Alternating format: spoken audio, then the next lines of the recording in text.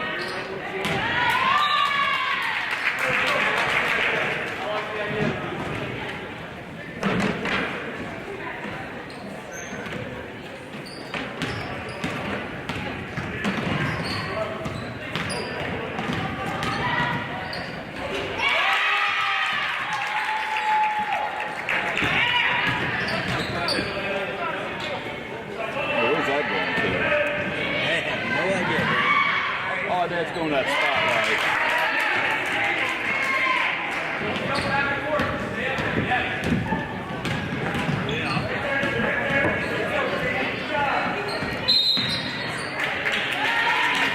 Let's plug down over here. Good.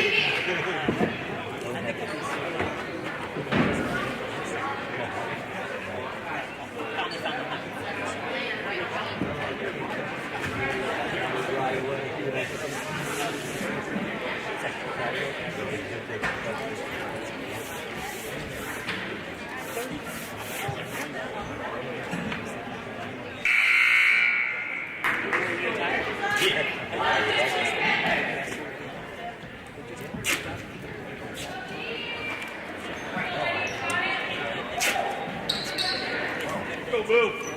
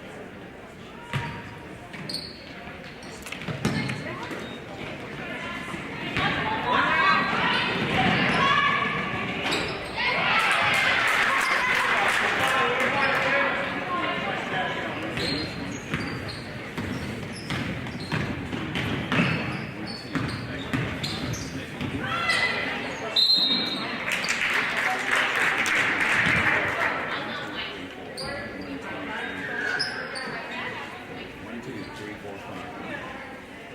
1, 2, 3, 4, 5. 1, 2. 1, 2, 3, 4, 5. 1, 2, 2, 7, 1, 2, 1, 2, 1, 2.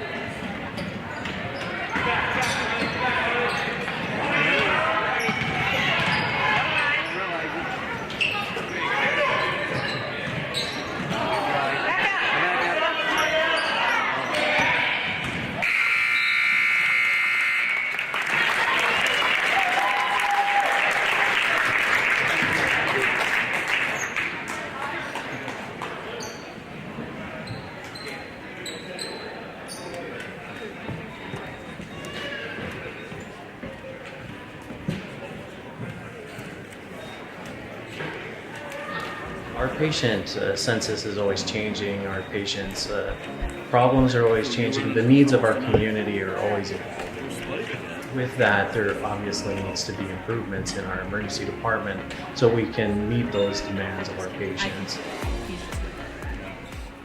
Well, all you do is plug me in and Yeah, and yep, we have directions because I'm pretty sure I'm sorry.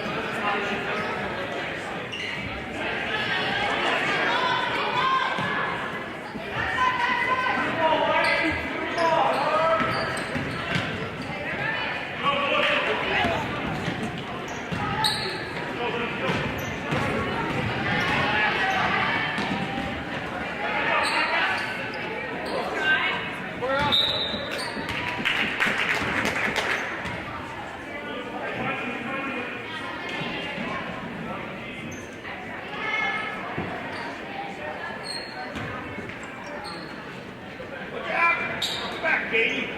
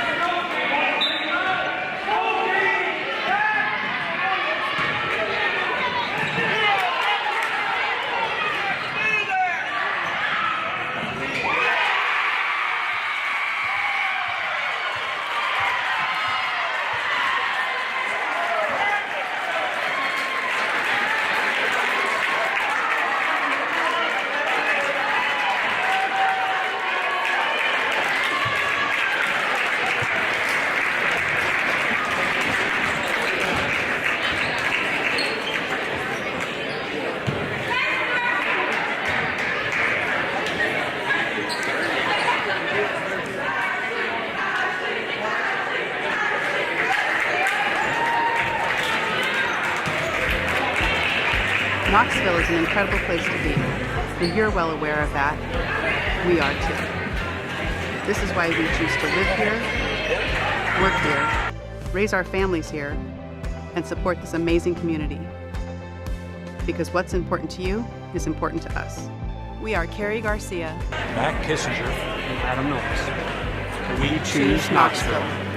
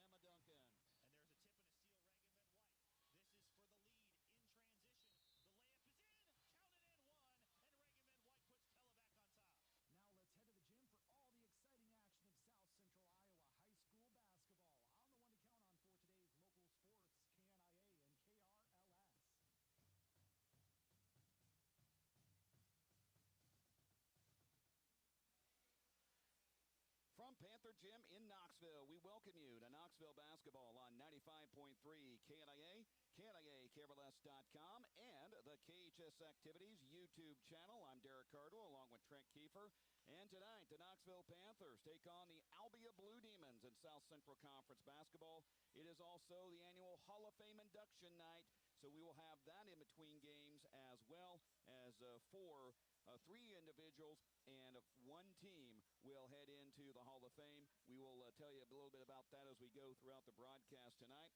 Knoxville girls come into tonight's game with a record of 4-5 and 2-3 in South Central Conference play after a tough loss last night to Eddyville-Blakesburg by a score of 51-47.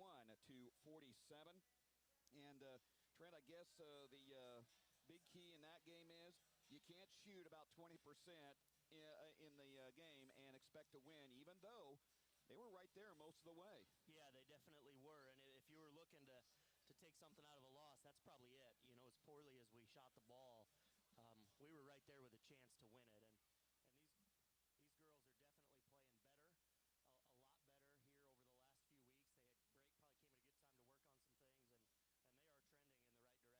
these girls are definitely playing better, a lot better here over the last few weeks. They had probably came at a good time to work on some things, and they are trending in the right direction this season. Well, and it also goes to how these girls have played. I mean, they didn't quit last night. They got down by 8 right away in the fourth quarter. You kind of thought, okay, maybe this isn't their night. They fought back, but again, just couldn't really make shots down the stretch. And of course, the Rockets are also very tough and a very physical team as well. This is the Cunningham Financial Services radio pregame show. Cunningham Financial Service. Joe Cunningham, investment advisor, Knoxville native, Knoxville committed, Knoxville strong. When we come back to the Knoxville Hospital and Clinics radio broadcast booth, we'll look at tonight's keys of the game. You're listening to the Cunningham Financial Services radio pregame show on 95.3 KNIA. Stop in for the 4-day breakfast sale this Thursday through Sunday at the Hy-Vee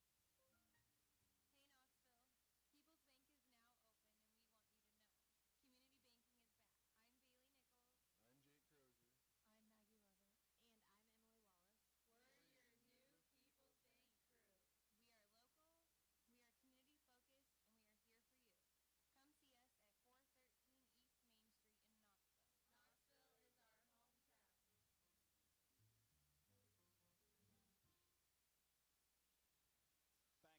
Select varieties of Hy-Vee sliced bacon, only $3.99. Get 5 boxes of Post Honey Bunches of Oats, Fruity Pebbles, Honeycomb, Golden Crisp, Shredded Wheat, Oreos, and Dunkin' cereal for just $10. Get a dozen Hy-Vee Grade A large eggs for only 88 cents. Limit 2. Get these deals and more as part of our 4-day breakfast sale this Thursday through Sunday at the Pella and Knoxville Hy-Vees. Dr. Agrawal is proud to provide exceptional allergy care close to home at the Knoxville Hospital and Clinics. Dedicated to evaluating and treating patients with a variety of chronic and acute allergy needs, Dr. Agrawal provides treatment for allergy testing and injections, eczema, hives, immune deficiencies, and more. Don't suffer and miss out on doing what you enjoy any longer. Call 641-842-1555 to schedule your appointment with Dr. Agrawal at the Knoxville Hospital and Clinics. At H&R Block, we want you to focus on your business while we handle your book. From payroll and bookkeeping to expert tax preparation and advice, we're ready to put our expertise to work on your small business for year-round services that you need and the one-on-one attention you deserve. Partner with H&R Block Business Service. Stop by our offices in Knoxville, Sheraton, and Newton, or give us a call at any of our local offices to learn more. At participating offices, services do not include audit, attest, or other services for which a license is required. Hey Knoxville, People's Bank is now open and we want you to know. Community banking is back. I'm Bailey Nichols. I'm Jake Crozier. I'm Maggie Lover. And I'm Emily Wallace. We're your new People's Bank crew. We are local, we are community focused, and we are here for you. Come see us at 413 East Main Street in Knoxville. Knoxville is our hometown. Back here on the Cunningham Financial Services radio pregame show. We're live from the Knoxville Hospital and Clinics radio broadcast booth. Let's take a look at tonight's Hormel Foods radio keys to the game. And as always for Knoxville, it's got to be defense and offensive execution. And also for Knoxville on that defensive end, Trent, I think Knoxville and what Albia does plays into their hands. Albia has struggled again this year, 2-8, 0-4 in the conference, but they've been a little more competitive than in recent years with a couple of exceptions. So this is an Albia team that's better, but when you're 0-4 and 2-8, you're 0-4 and 2-8 for a reason. So if Knoxville can play the defense that they've been known for all year, I think they'll be okay tonight. Yeah, absolutely, and that's continued.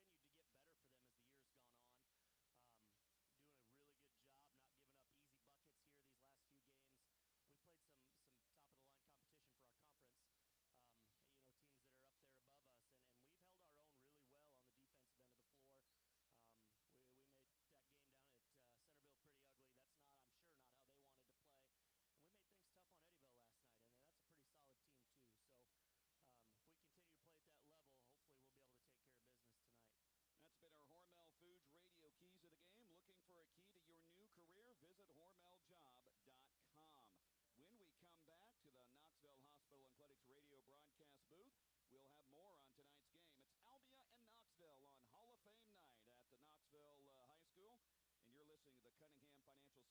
pay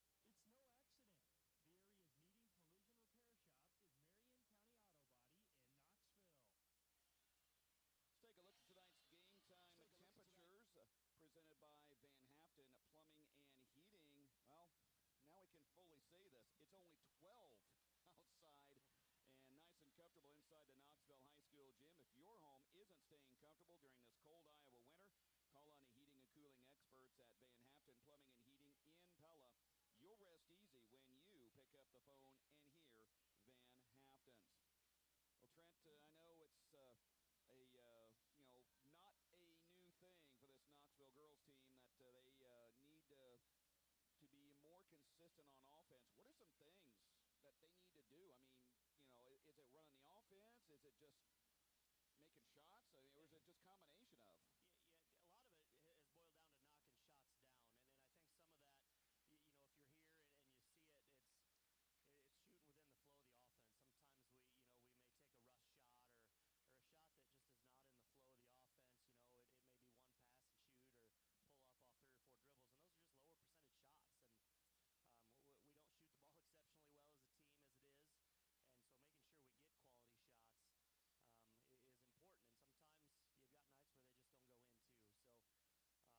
aware of what can go wrong with all the snow and ice. If you're unfortunate enough to have a collision, rest assured that you will receive premium service and a quality repair with Marion County Auto Body. Give Beryl or Gail a call today at 828-8934. It's no accident. The area's leading collision repair shop is Marion County Auto Body in Knoxville. Let's take a look at tonight's game time temperatures presented by Van Haften Plumbing and Heating. Well, now we can fully say this. It's only 12 outside and nice and comfortable inside the Knoxville High School gym. If your home isn't staying comfortable during this cold Iowa winter, call on the heating and cooling experts at Van Haften Plumbing and Heating in Pella. You'll rest easy when you pick up the phone and hear Van Haften's. Well, Trent, I know it's not a new thing for this Knoxville girls team that they need to be more consistent on offense. What are some things that they need to do? I mean, is it running the offense? Is it just making shots? I mean, or is it just combination of? Yeah, a lot of it has boiled down to knocking shots down, and I think some of that, if you're here and you see it, it's shooting within the flow of the offense. Sometimes we may take a rush shot or a shot that just is not in the flow of the offense. It may be one pass and shoot or pull up off 3 or 4 dribbles, and those are just lower percentage shots. And we don't shoot the ball exceptionally well as a team as it is, and so making sure we get quality shots is important. And sometimes you've got nights where they just don't go in too. So, but making shots, it's not going to happen all in the season. That's a lot of off-season work that the girls will continue to put in, and that'll pay dividends as they continue to get older. Well, the series since 2001, Knoxville has totally dominated this thing, 25-5 over Albion. A lot of those games were not close. Knoxville is outscoring Albia in the last 5 games, 64-30, and the Panthers have won the last 8 games in this series, including a season sweep last year. A little bit closer than the average, 53-32 in Game 1 and 61-31 last year in the return trip back here at Knoxville late in the season. And in that game last year, Emma Duncan had a pretty good night, filled up the stat sheet, 6 points, 6 rebounds, and 2 assists. And what really stuck out to me on that was Knoxville had 18 steals in that game. Wow. Yeah. You steal 18 balls, I mean, that's 18 turnovers right there, in addition to others that I'm sure happened. And that tells you you're playing well, aggressively on defense, anticipating well, and then the key is turning those into some points on the other end. Well, when we come back, we'll have tonight's starting lineups. You're listening to the Cunningham Financial Services Radio pregame show from the Knoxville Hospital and Clinic's radio broadcast booth on 95.3 KNIA. Over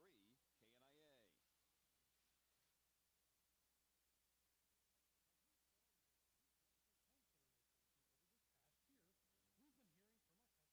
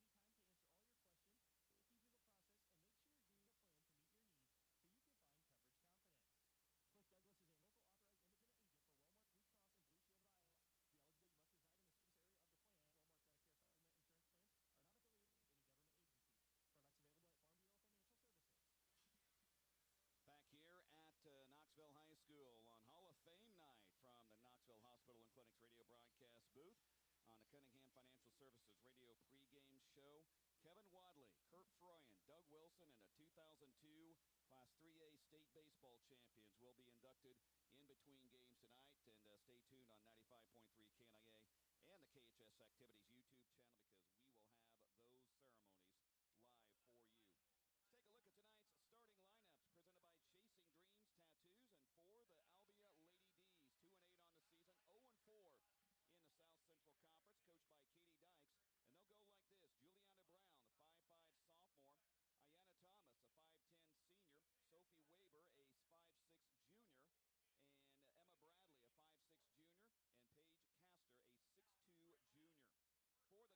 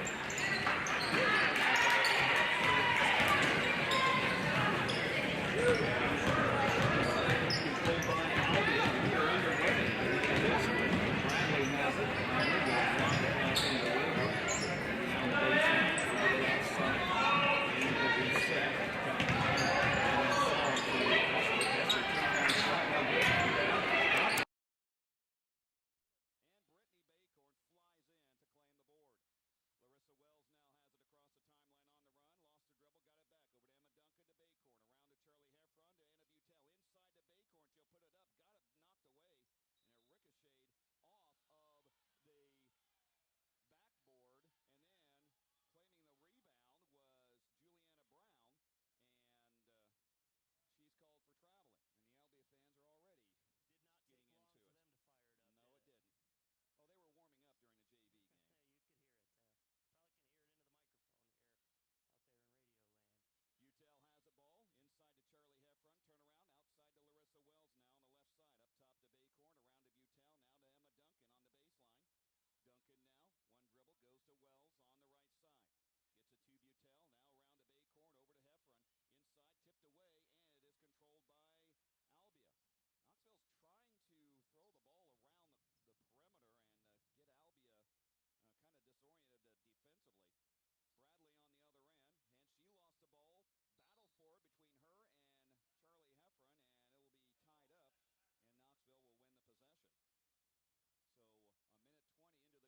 the other end, and she lost the ball. Battle for it between her and Charlie Heffron, and it will be tied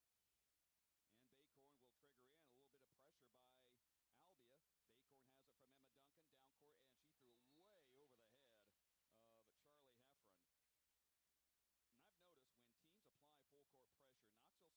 it way over the head of Charlie Heffron. And I've noticed when teams apply full court pressure, Knoxville sometimes gets a little out of sorts and takes them a couple of possessions to realize what they need to do. Albia with the ball. With it is Weber, and Weber lost the ball, but it's picked up by Ayanna Thomas. Thomas goes to Bradley. Bradley has it yanked away from her. Larissa Wells comes out with it. Wells will lob it to Emma Duncan, lays it up and scores.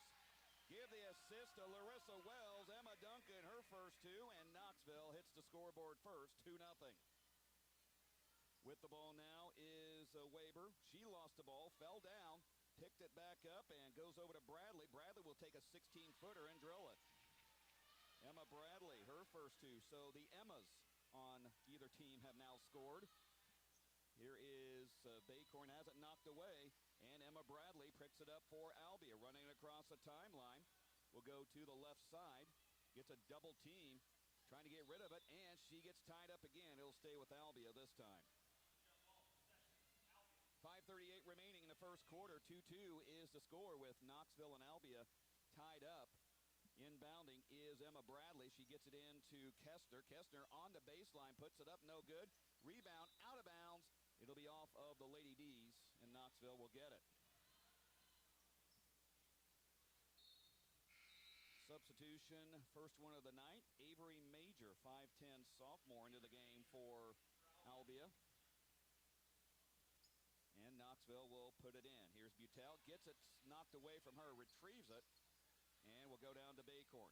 Brittany now down court, and she overthrew Charlie Heffron again.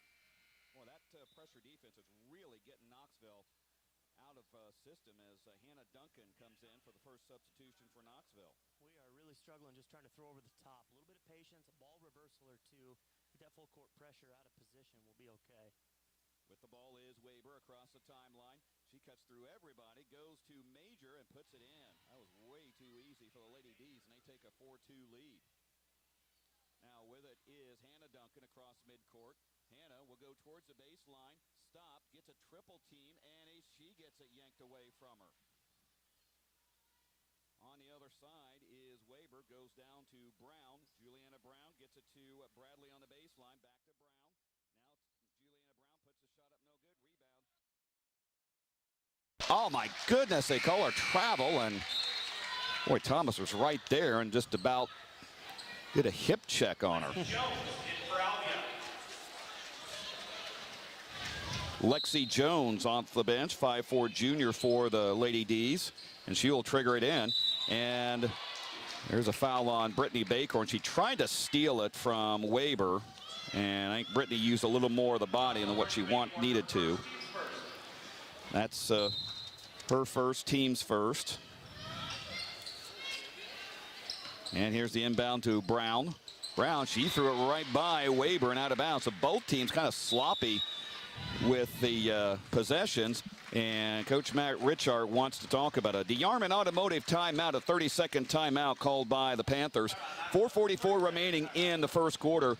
4-2 Albia over Knoxville here in this first quarter of play. In case you missed it, presented by the Knoxville Hospital and Clinics. Both teams kind of sloppy coming out in this game on offense. And defensively, Knoxville has not really settled in, but they've been around there for the Lady D's. Give you a Farm Bureau Financial Services update, Cliff Douglas Instant Radio update. Indianola 19, Oskaloosa 5 after 1. Dallas Center Grimes 12, Pella 8 after 1. Should be a good boys game tonight. Oh my. Be a fun one to be at. Number 1 versus number 4. Larissa Wells with the ball to Brittany Baycorn. Over to Heffron, now to Emma Duncan. It is a zone defense, and if you want to break up a zone, throw it side to side, and that's what Knoxville is trying to do. Here's Baycorn over to Heffron on the right side. Gets it inside to Baycorn. Lost it, got it back to Heffron with the easy layup, and she scores. Charlie Heffron got loose under the basket, and Albia didn't find her until it was too late. Lady D's with the ball, tied up at 4 apiece. Sophie Waber with the ball to Thomas. Ayanna Thomas pulls up from 10. No good. Rebound into the lap of Hannah Duncan. Hannah will clear to sister Emma. And Emma will dribble across the logo. Down court to Larissa Wells. Wells on the right side. Wells cross courts it to Hannah. Had to jump the ladder, but came down with it. Top of the key now to Emma. Fakes a 3. Now will pull up from 16. No good. Rebound, Brittany Baycorn. Out to Larissa for 3. No good there. And the rebound to the Lady D's. Weber now has it across midcourt. Sophie Weber throws it over to Lexi Jones. Jones way off the mark on that one. And Emma Duncan has the board to Larissa Wells. She'll get it across midcourt. Going towards the right side. Goes to Charlie Heffron. Now to Hannah Duncan in the corner. Heffron now. Nan tipped away, but Emma Duncan bails her out. Now here's Larissa. Over to Charlie Heffron. Charlie now back out to Emma, and she'll yell out the play that needs to be called. 3:10 remaining in the first quarter, 4 apiece. This has been a very slow, clunky start to this game. Emma Duncan has the ball. She'll line up a 3. It's short. Rebound to Charlie Heffron. Puts it up and can't get it. Right there under the board. The ball did everything but go in. Now out to Lexi Jones. Jones on the right side. Gets it left side to Brown. Dumps it inside, and Emma Duncan takes it away from Avery Major. Now with the ball is Larissa Wells. Gets it to Emma in between the rings. Goes to Brittany Baycorn on the left side. Baycorn now to Heffron. Charlie now pitches it over to Larissa. Lines up a 3. It's way off the mark. Rebound put back by Brittany Baycorn. No good. She gets her own rebound. Goes to Charlie Heffron. Out to Larissa Wells. Over to Hannah. Or Emma. Emma lines up a 3. Splash down. Emma Duncan. She points to Larissa Wells. Larissa gets the assist. Emma Duncan gets point 3, 4, and 5. Now here is Bradley with the ball. Fell down and picked up by Emma Duncan. Duncan on a 2-on-2 break, stops, puts it up, and good. 7 for Emma Duncan. She has now started to heat up, and the Panthers are on a quick 5 or 7-0 burst here against Albia. Brown on the other end falls down, fight for the loose ball, and they'll tie it up, and it will go to Knoxville. Sierra Heffron off the bench for the Panthers for the first time today, 5'7" sophomore. In for the Lady D's. Paige Castor back in. And Brittany Baycorn will inbound. Goes to Emma Duncan. Back to Baycorn. Brittany down court to Hannah Duncan. Duncan over to Anna Butel. Thought about the 3. Didn't take it. Over to Emma Duncan. Duncan will spot up and shoot no good. Rebound taken away by Sierra Heffron. Had it. And I don't think she could get real good control of it before it went out of bounds. She was right there and had it, but I think someone might have poked it out of her hands and she might have tried to reach for it. So Albia will have it with 1:24 remaining in the first quarter. Lady D's have it over to Bradley. Bradley inside to Castor, and it's ripped away by Emma Duncan. That's the second time she's done that tonight. Emma now with it. Down court to Hannah. Hannah on the baseline. Out to Sierra Heffron. Over to Emma. She's open for another 3. Off the mark. Rebound taken away by Albia. Well, Emma must be feeling the shot tonight. Here is Weber with the ball. Sophie Weber goes, and she overthrew Alexi Jones, but Jones came over to get it. And it's stolen away by Hannah Duncan. Hannah into the lane, and it's poked away from her and out of bounds. Defensively doing a really, really good job of taking away the right hand, and they've got a couple guards that are uncomfortable with that, leading to some steals for the Panthers here. And that's what Coach Richard has really been preaching to him, take away that right side. Here is Emma Duncan on the inbound, and boy, she... I think she caught and shoot. It was a catch and shoot. I don't think she had total control of the ball. Anyway, it rimmed out. Major has the ball now. Over to Bradley. Now to Weber. Weber into the lane. Puts it up. No good. And the rebound into the lap of Emma Duncan. She'll clear it to Anna Butel. Butel doesn't have numbers. Wisely slows down. Over to Emma Duncan near the logo. 22 seconds remaining in the first quarter. 9-4 Knoxville. Albia really extending that 2-3 zone out as Emma will just, okay, if you're going to extend it out, I'll back up, and we're going to set it up for the final shot of the quarter. 8 seconds, down to 7. She'll throw it to Brittany Baycorn. Over to Butel. Butel, a 3. Good! Splash down! Anna Butel at the end of the first quarter, and it's 12-4 Knoxville. A 10-2 run to end the first quarter of play, and the Panthers have control early. Back for the second quarter from the Knoxville Hospital and Clinics radio broadcast booth. This is Knoxville High School basketball on 95.3 KNIA.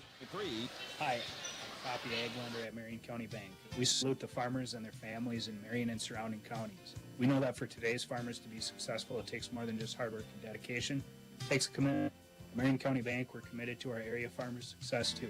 As our area's leading egg bank, we invite you to visit with one of our egg loan officers at our Pella or Knoxville. Our patient census is always changing. Our patients' problems are always changing. The needs of our community are always evolving.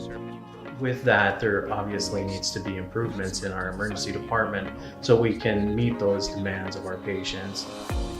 Compassionate care and range of amenities to ensure the residents enjoy a carefree, fulfilling lifestyle that is tailored to their needs. Proudly serving Warren County and the surrounding Des Moines areas, their friendly, professional staff is dedicated to enhancing your life, bringing you joy, and creating opportunities that care for your whole person. Give them a call today at 515-302-6791 and get the next journey of your life started the right way today. Ready to start the second 8 minutes of play. Knoxville 12, Albia 4, and immediately a steal by the Panthers. And Emma Duncan gets it knocked away from her, and it will be Knoxville inbounding from the right side of the court, just in front of where they reserved for the Hall of Famers to sit tonight.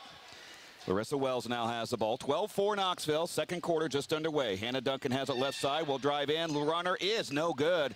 Boy, if she can ever get that runner to go consistently, she is going to be a very she's going to be a lot more harder to guard than she is now.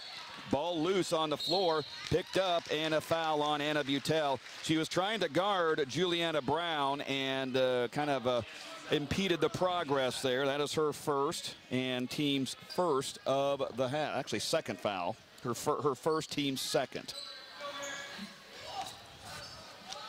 Now here is Emma Bradley with the ball, lays it up, didn't even hit the iron. I don't even think that was blocked. I think she just kind of left that one short. Here is Hannah Duncan all the way from Anna Butel, and she will get the point. Give Hannah her first points, and Anna the assist. 14-4 is the score. Now here is Juliana Brown. Brown gets it to Bradley. Bradley on the inside, goes over to Kester. Kester puts it up and couldn't get that rebound to Larissa Wells. Wells down court. She'll throw it all the way down to Hannah Duncan, who scores on the layup.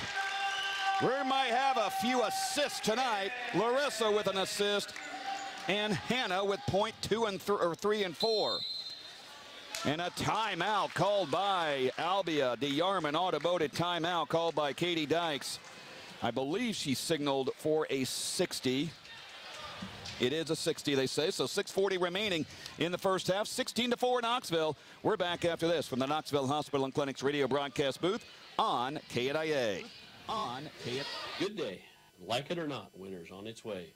And in its months of cold, snow, and ice. Knoxville Farm and Home can get you ready at home or on the job with a great selection of ice melt, sand tubes, gloves, shovels, and all that warm weather gear you need. Make this winter easier on yourself with a new Husqvarna snow thrower. We also feature Carhartt apparel in all sizes and styles that will make you and your family ready for winter has in store. Whether it's for farm or for home, Knoxville Farm and Home has got you covered. Farm and Home, what a farm store should be. Back here at Knoxville High School on 95.3 KNIA and the KHS Activities YouTube channel. Tonight being operated by Whitney McWilliams. Yeah, somebody different over there tonight. Kind of giving us a hard time over there. We're going to need to quiet her down over there next to you, Derek. Well, typically Michael Splavik is doing it, but apparently I think he and Michaela have a family get-together, so hope they enjoy their time away. And a steal on the inbound by Knoxville. So the Panthers are creating some turnovers. Here's Anna Butel over to Hannah Duncan on the baseline. Out to Larissa. Now gets it to Sierra Heffron. Top of the key.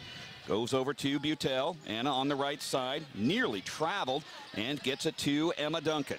Duncan now to Hannah.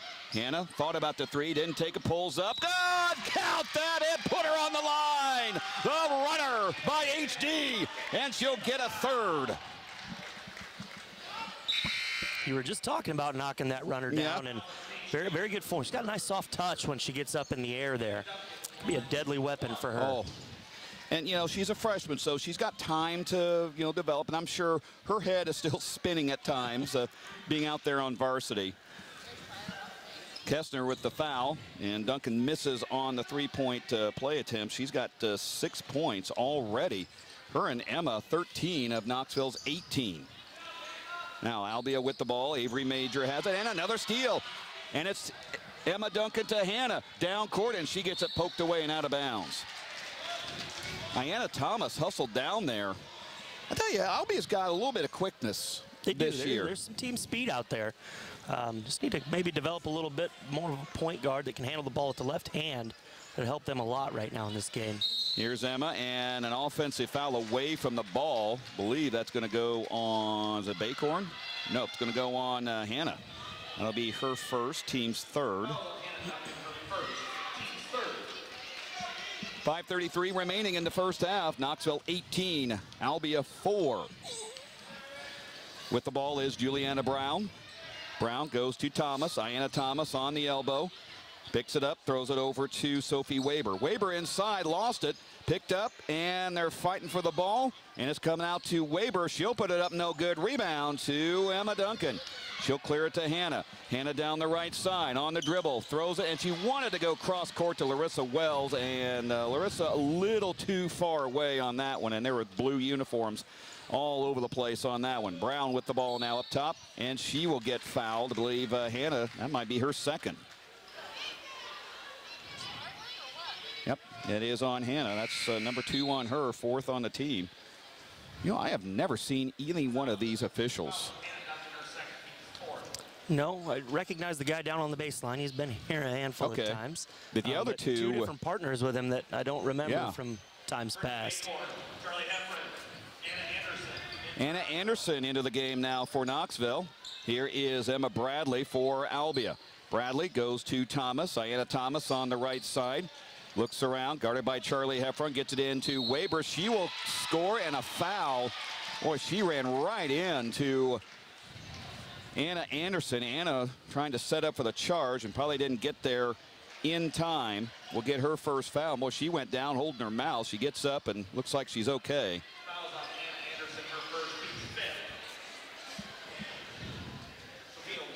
Weber will be getting a three-point play attempt.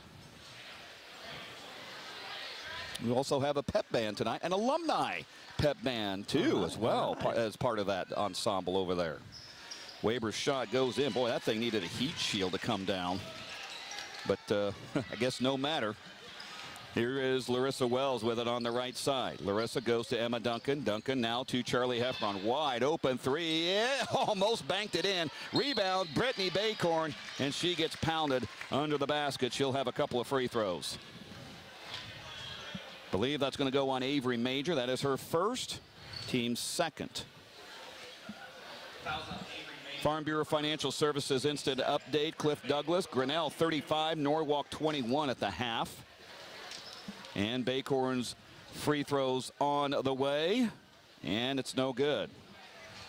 See if she can get some of that magic back she had Tuesday. 6 for 6 from the line to really kind of seal that game on Tuesday down at Centerville. Second one on the way for Baycorn. She leaves that one short, so Brittany goes 0 for 2, and the score remains 18-7 Knoxville with 4:43 remaining in the first half. With it is Sophie Weber, goes to Juliana Brown on the left side. Will dump it inside to Avery Major. Now she'll get it out to Bradley on the left side. To Weber, she'll put up the shot and score. Now Sophie Weber has her 5th. And she all of a sudden is a leading scorer, and it's now a 9-point contest. Here is Charlie Heffron. Goes to Emma Duncan, working on the right side. Now left side's it to Brittany Baycorn to Anna Anderson. Anna inside, threw it right into a defense of a double team, and another steal. Now Sophie Weber has the ball. Goes to Emma Bradley, and not sure if that was a pass or a shot, but either way, Knoxville got a hand on it. He'll stay with Albia as Hannah Duncan will replace sister Emma on the court. Anna Anderson, Larissa Wells, Charlie Heffron, Brittany Baycorn, and Hannah Duncan on the court for Knoxville right now. Bradley inbounding. Will lob it inside. Ball knocked away, picked up, shot up, no good. Rebound taken away by Larissa Wells. She's on a run across the timeline. She will go in, will lay it up. Almost got it. And she'll go to the line for 2. Just about the second time the ball did everything but go through the hoop. Foul went on Lexi Jones. That is her first, team's 3rd. And at the line, Larissa Wells. 15 points last night against Eddyville, and she cans the first one. Make it 19-9. Knoxville up by double figures again. Peyton Popson into the game for Albia, a 5'5 junior. She'll replace Emma Bradley. And Larissa Wells has one more opportunity on the way. She can't get that, and the rebound is corralled by the Lady D's. Now with it is Jones. Jones hits it in. Ball knocked away. It goes out of bounds, and it will be last touch Knoxville. Anna Anderson, no surprise there, was in there thrashing around that. Weber back in for Albia. Knoxville will counter with Emma Duncan. She'll replace Hannah. So it's a Duncan for a Duncan. Jones will inbound. Gets it on the baseline to Weber. Weber turns around, pops it inside. It's a triple team, and a tie-up will go to Knoxville. Butel back in. She'll replace Anna Anderson. So we'll reset the lineup. Brittany Baycorn, who is inbounding to Emma Duncan. Also on the court in gold, white, and black is Butel, Larissa Wells, and Charlie Heffron. Butel has the ball on the right side. Goes to Larissa Wells, top of the key, over to Duncan.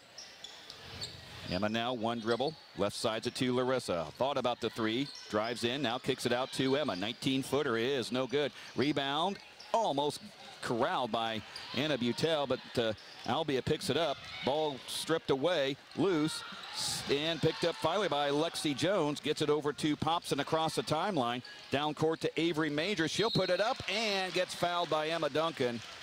Emma made sure that Major was not going to get a shot off. That is her first, team's 6th. 2:58 remaining in the first half. 19-9 Knoxville over Albia. In case you missed it, presented by Knoxville Hospital and Clinics. Knoxville finished this first quarter on a 12-2 run, or a 10-2 run. Extended that to a 15-0 run. And that's where we stand, 19-10, as Major goes 1 for 2 from the line. Knoxville with the ball. Heffron has it over to Emma Duncan. Now to Butel on the left side. Back to Emma. Still 2-3 by Albia. Larissa Wells drives in and gets it stripped away. And Jones will have it. Lexi Jones across midcourt. Jones over to Major. Major under the basket, picked it up, goes to Kestner. Kestner puts up no good. Rebound, back up and in. I really don't know why they don't go to her more. And a technical foul assessed on the Knoxville bench. What in the world did... I mean, there really wasn't anything to argue about. And I'm not criticizing Matt, but I wonder if the officials misunderstood something. Or no, there's no technical. There was must be a warning. Which doesn't make a lot of sense. That's, we've seen that gentleman before. Every now and then he doesn't appreciate when a coach tries to talk to him. Anna Butel in between the rings, goes to make that Emma Duncan. Now here's Larissa. She'll line up a three. No good. Rebound. Right back to Larissa. She'll drive it in. Goes to Charlie. Baseline jumper. No good. Rebound to Albia. Sophie Weber has the ball now. Weber in between the circles. 1:49 remaining in the first half. Knoxville has cooled down, to say the least, here in this second quarter. Jones now with the ball. Jones will put up the runner way off the mark. Rebound. Pinballs out to Butaldo. Emma Duncan over to Brittany Baycorn, and she couldn't catch up to it. Tried to save it before it went out of bounds, and went right into the hands of a Albia player. Weber now has it across midcourt. Weber drives into a lane and is called for traveling. Coming back in is Juliana Brown. And Hannah Duncan will hop up off the bench. And who does she go in for? Anna Butel. Baycorn will put it in. Albia's kind of taken the full court press off, which they were having pretty good success with that early on. Duncan now over to Larissa Wells. Larissa goes to Hannah now. Back over to Emma on the left side. Cross courts it to Brittany Baycorn. Now to Larissa. Larissa drives in. Will put up a shot. No good. Rebound. Saved by Hannah. Over to Emma. Now over to Charlie. Up top around to Larissa Wells. Flies it over to Emma, or make that Hannah. Hannah puts up, might have been blocked. Got her own shot back. And then she's fouled as she goes up for the second one.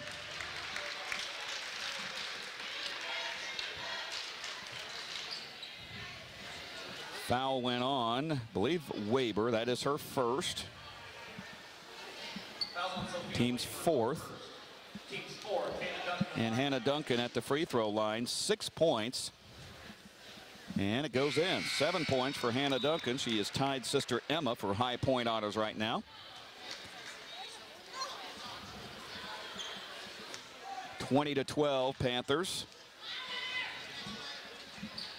And Hannah misses on the free throw there. She is 1 for 3 thus far tonight. 40 seconds remaining in the first half. Weber has the ball across midcourt. Weber goes to the left side to Popson. Peyton Popson tries to dribble by Larissa Wells, and Larissa's not going to have any of it. Now Larissa, there's a guy. That's got to be a 5-second call, and they finally do. Well, either way, double dribble, 5 seconds. That was about a 6.5-second call, if you asked me. A little delayed on the double dribble. I think he forgot she had picked up the dribble, and then 2 or 3 dribbles later, he realized, whoops. Yeah. Needed to make that call. 24 seconds remaining in the first half. Hannah Duncan now has the ball, and Knoxville looks like it will drain it for the final shot of the quarter. Duncan around to Larissa Wells. Wells now got back to Emma. 10 seconds down to 9. Emma now starts to dribble over to the right side. Gets it inside to Hannah Duncan. Has it taken away. Albia has it. Trying to get it up court, and they're not going to get a shot off. And that's the end of the first half. 20-12 is the score at the end of the first half of play. Knoxville holding control, but the Panthers probably could be ahead a lot more than they are. We'll be back for tonight's halftime show, brought to you by People's Bank. This is Knoxville basketball from the Knoxville Hospital and Clinics radio broadcast booth on 95.3 KNIA. Good day. Like it or not, winter's on its way. And in its months of cold, snow, and ice, Knoxville Farm and Home can get you ready at home or on the job with a great selection of ice melt, sand tubes, gloves, shovels, and all that warm weather gear you need. Make this winter easier on yourself with a new Husqvarna snow thrower. We also feature Carhartt apparel in all sizes and styles that will make you and your family ready for winter has in store. Whether it's for farm or home, Knoxville Farm and Home has got you covered. Farm and Home, what a farm store should be. It's the most wonderful time of the year, and Raceway Tire and Exhaust couldn't be happier that it's here. In Knoxville, our highly trained auto experts are reflecting back on 2021 and looking forward to the year to come. From all of us here at Raceway Tire and Exhaust, thank you for choosing us to be your auto service provider. We appreciate your business and look forward to serving you again in 2022. From our family to yours, have a safe and happy new year. Raceway Tire and Exhaust. We got what you need to get you on the go. When all you see is numbers, we'll tell you what's deductible and what's not. When all you see is numbers, we'll find a better way to structure the transaction. When all you see is numbers, we'll help you run your business more efficiently. When all you see is numbers, come see the tax and consulting professionals at Cron Russell CPA in Knoxville, Iowa. Call today at 842-5821. You see numbers, we see opportunities.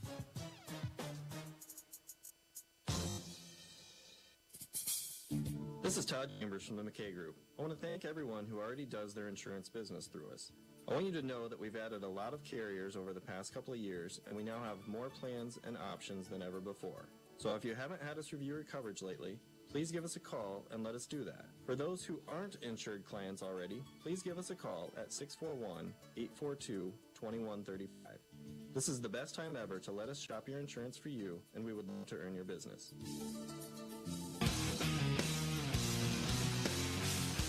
Back here at Knoxville High School, we've reached halftime, and this is the People's Bank Radio Halftime Show. People's Bank in Knoxville. Community banking with emphasis on the community, member FDIC. Back here in the Knoxville Hospital and Clinics radio broadcast booth, 20-12, Knoxville with the lead over Albia in the girls game. 12-4, Knoxville had the lead after one quarter. Both teams scored 8 in that second quarter, and that's where we stand, 20-12 for Knoxville. Looking at the scores as we go inside the numbers presented by Kevin Wadley Financial Services. 5 points from Sophie Waber, 3 from Avery Major, and 2 each from Emma Bradley and Paige Castor. For Knoxville, 7 each from the Duncan sisters, and Emma and Hannah. Emma had the hot hand in the first quarter, and then Hannah came out in the second quarter and kind of picked up where Emma left off.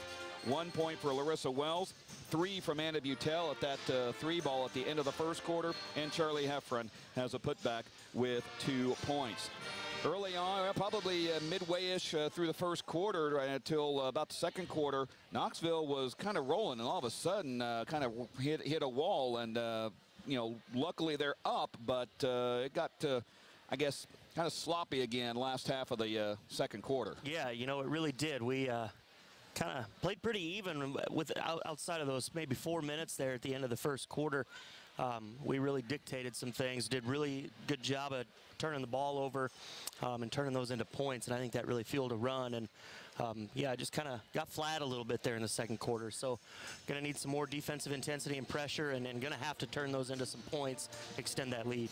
Knoxville 8 of 23 from the field and 2 of 6 from the free throw line. They are out-rebounding Albia 20-13, and Albia has 15 turnovers, Knoxville with 12. Albia is 5 of 18 from the field, 2 for 3 from the free throw line. And so the Lady D's, and I think shooting also has been a problem for Albia this year as well. That was Inside the Numbers, presented by Kevin Wadley Financial Services, a member of Financial Decisions Group, member SIPC. When we come back to the Knoxville Hospital and Clinics radio broadcast booth, we'll have more on tonight's game. 20-12, Knoxville leads Albia after one half of play. You're listening to the People's Bank Radio Halftime Show on 95.3 KNIA. We're back, and we are handing out even more scholarship money in 2022. Community First Credit Union is awarding $48,000 in scholarships to our members who are planning to attend college or vocational school this fall. If that's you, apply today by visiting cfirstcu.com for a chance to earn free money towards your education. Deadline to submit your application is March 15th. Community First Credit Union is federally insured by the NCUA. The Hy-Vee branded QR code using the Hy-Vee H logo is a great place to go to find all the deals at your local Hy-Vee store. If you're not using it, you're missing out. And nowadays, QR codes are really easy to use. You don't need a special app, just follow these easy instructions. Open the camera on your smartphone, aim it at the H QR code, Tap the link that pops up and get all the great Hy-Vee deals. You can do it when the H pops up on your TV, or when you see it in the paper, or when you're shopping in the store. Use the HQR code for great deals at your local Hy-Vee.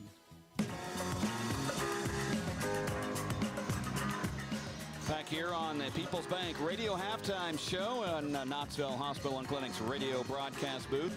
20-12 the score at halftime as we roll through this halftime. Derek Cardwell, Trenton Keefer with you. Trent, what is some adjustments Knoxville can make? I got a feeling it's going to be the same things we've been discussing most of this season. Yeah, take care of the ball. 12 turnovers in the half really probably made things a little easier on Albia than we wanted to. That's a lot of shots we didn't get to take when we throw the ball away or turn it over. And then secondly, handle the defensive pressure. One would think maybe with them being down a little bit, they may want to come back to that full court pressure. We struggled with that. So patience, shot quality, and take care of the ball. Well, let's take a look at some of the scores we have from around our area. And here it is, 20-12. The Knoxville Panthers leading by a score of that score 20-12. At the halftime, Newton 15, Pella Christian 13. You talk about a sloppy game. 24 combined fouls, 22 combined turnovers in the first half. Ouch. Now, Knoxville's next game for Knoxville is going to be over at Pella Christian. So that's another game I think Panthers can get. Also, Indianola beating Oskaloosa at home or at halftime, 37-12. South Hamilton all over PCM by a score of 50-18. Well, as we said, it is Hall of Fame night here at Knoxville. 3 individuals and 1 team going in. And those individuals, you might know this guy, Kevin Wadley. Quite an athlete at Knoxville, and he was, especially in tennis. From the class of 1989. Kurt Froyen, the legendary volleyball coach here, really put Knoxville volleyball on the map. Joe Cunningham, who is part of the committee and will be emceeing tonight's inductions, he said earlier at the luncheon, I could not believe this stat. Kurt Froyen went 102-2 in the South Central Conference during his career at Knoxville. That's to win 100 games is a fantastic achievement. 100 matches, I suppose. But to do that in the conference while only losing twice. And then what did you tell me earlier before we went on the air? He started 1-2. Started 1-2. And then rattled off never lost again. Next 101 or whatever that was. That's amazing. That's testament to probably the quality of coach that he was. And how hard girls would show up and work for him. And his 1981 state runner-up team, all 6 starters were all state. That's unheard of. I don't think Dyke New Hartford's ever had that, and they're a perennial powerhouse. Yeah, that's pretty neat. And so, again, that's one of the reasons I enjoy Hall of Fame night. I learned things that I didn't know. And some pretty neat stuff that goes on here during the evening. And Doug Wilson from the class of 1960. And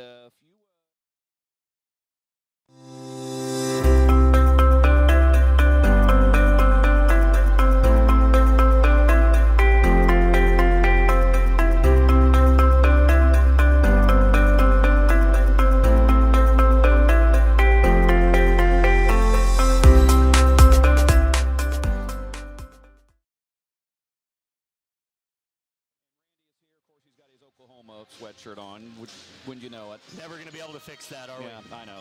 And also, and this team was one of the first teams I ever covered at Knoxville High School, the 2002 3A state baseball champions. You talk about a team that was dominant. Oh, man, that was it.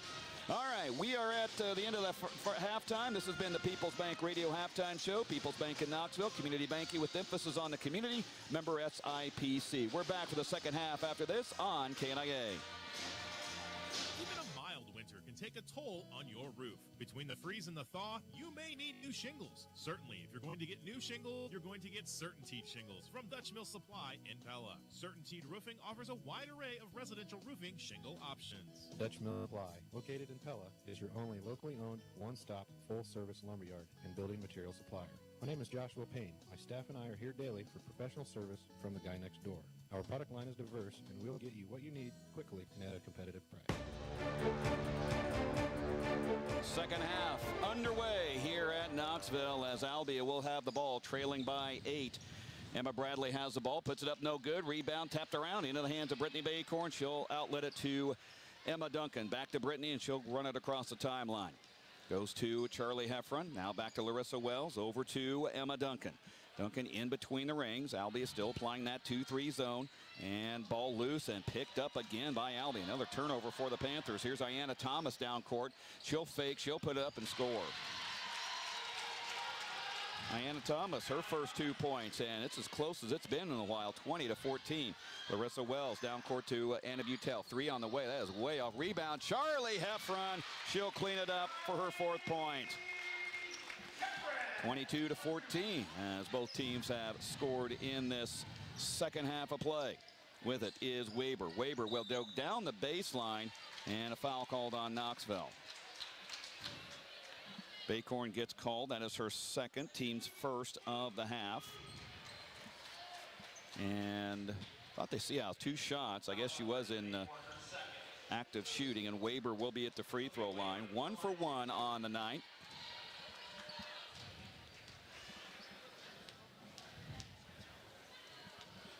And Weber on the first one, and she dances it around and falls off. 5 points for Weber in the first half. She led the team in scoring as Hannah Duncan will replace Anna Butel in the lineup for Knoxville. Panther Pit out in full force tonight. That's a nice crowd over there for those kids. Weber misses both of them, and Emma Duncan rips down the board. Emma across the logo. Now she wants to get the play started. Over to Larissa Wells on the left side. Larissa goes to Hannah Duncan. Now round to Emma. Hannah now goes to Hannah and over to Larissa. Back to Emma. She'll step back but doesn't have a shot. Out to Hannah. Over to Larissa. Larissa aims, fires a 3. Banking no good. Rebound chased down by Hannah Duncan. Over to Emma. Round to Larissa. Larissa drives in. Will put up the runner. No good. Rebound taken away by Albia.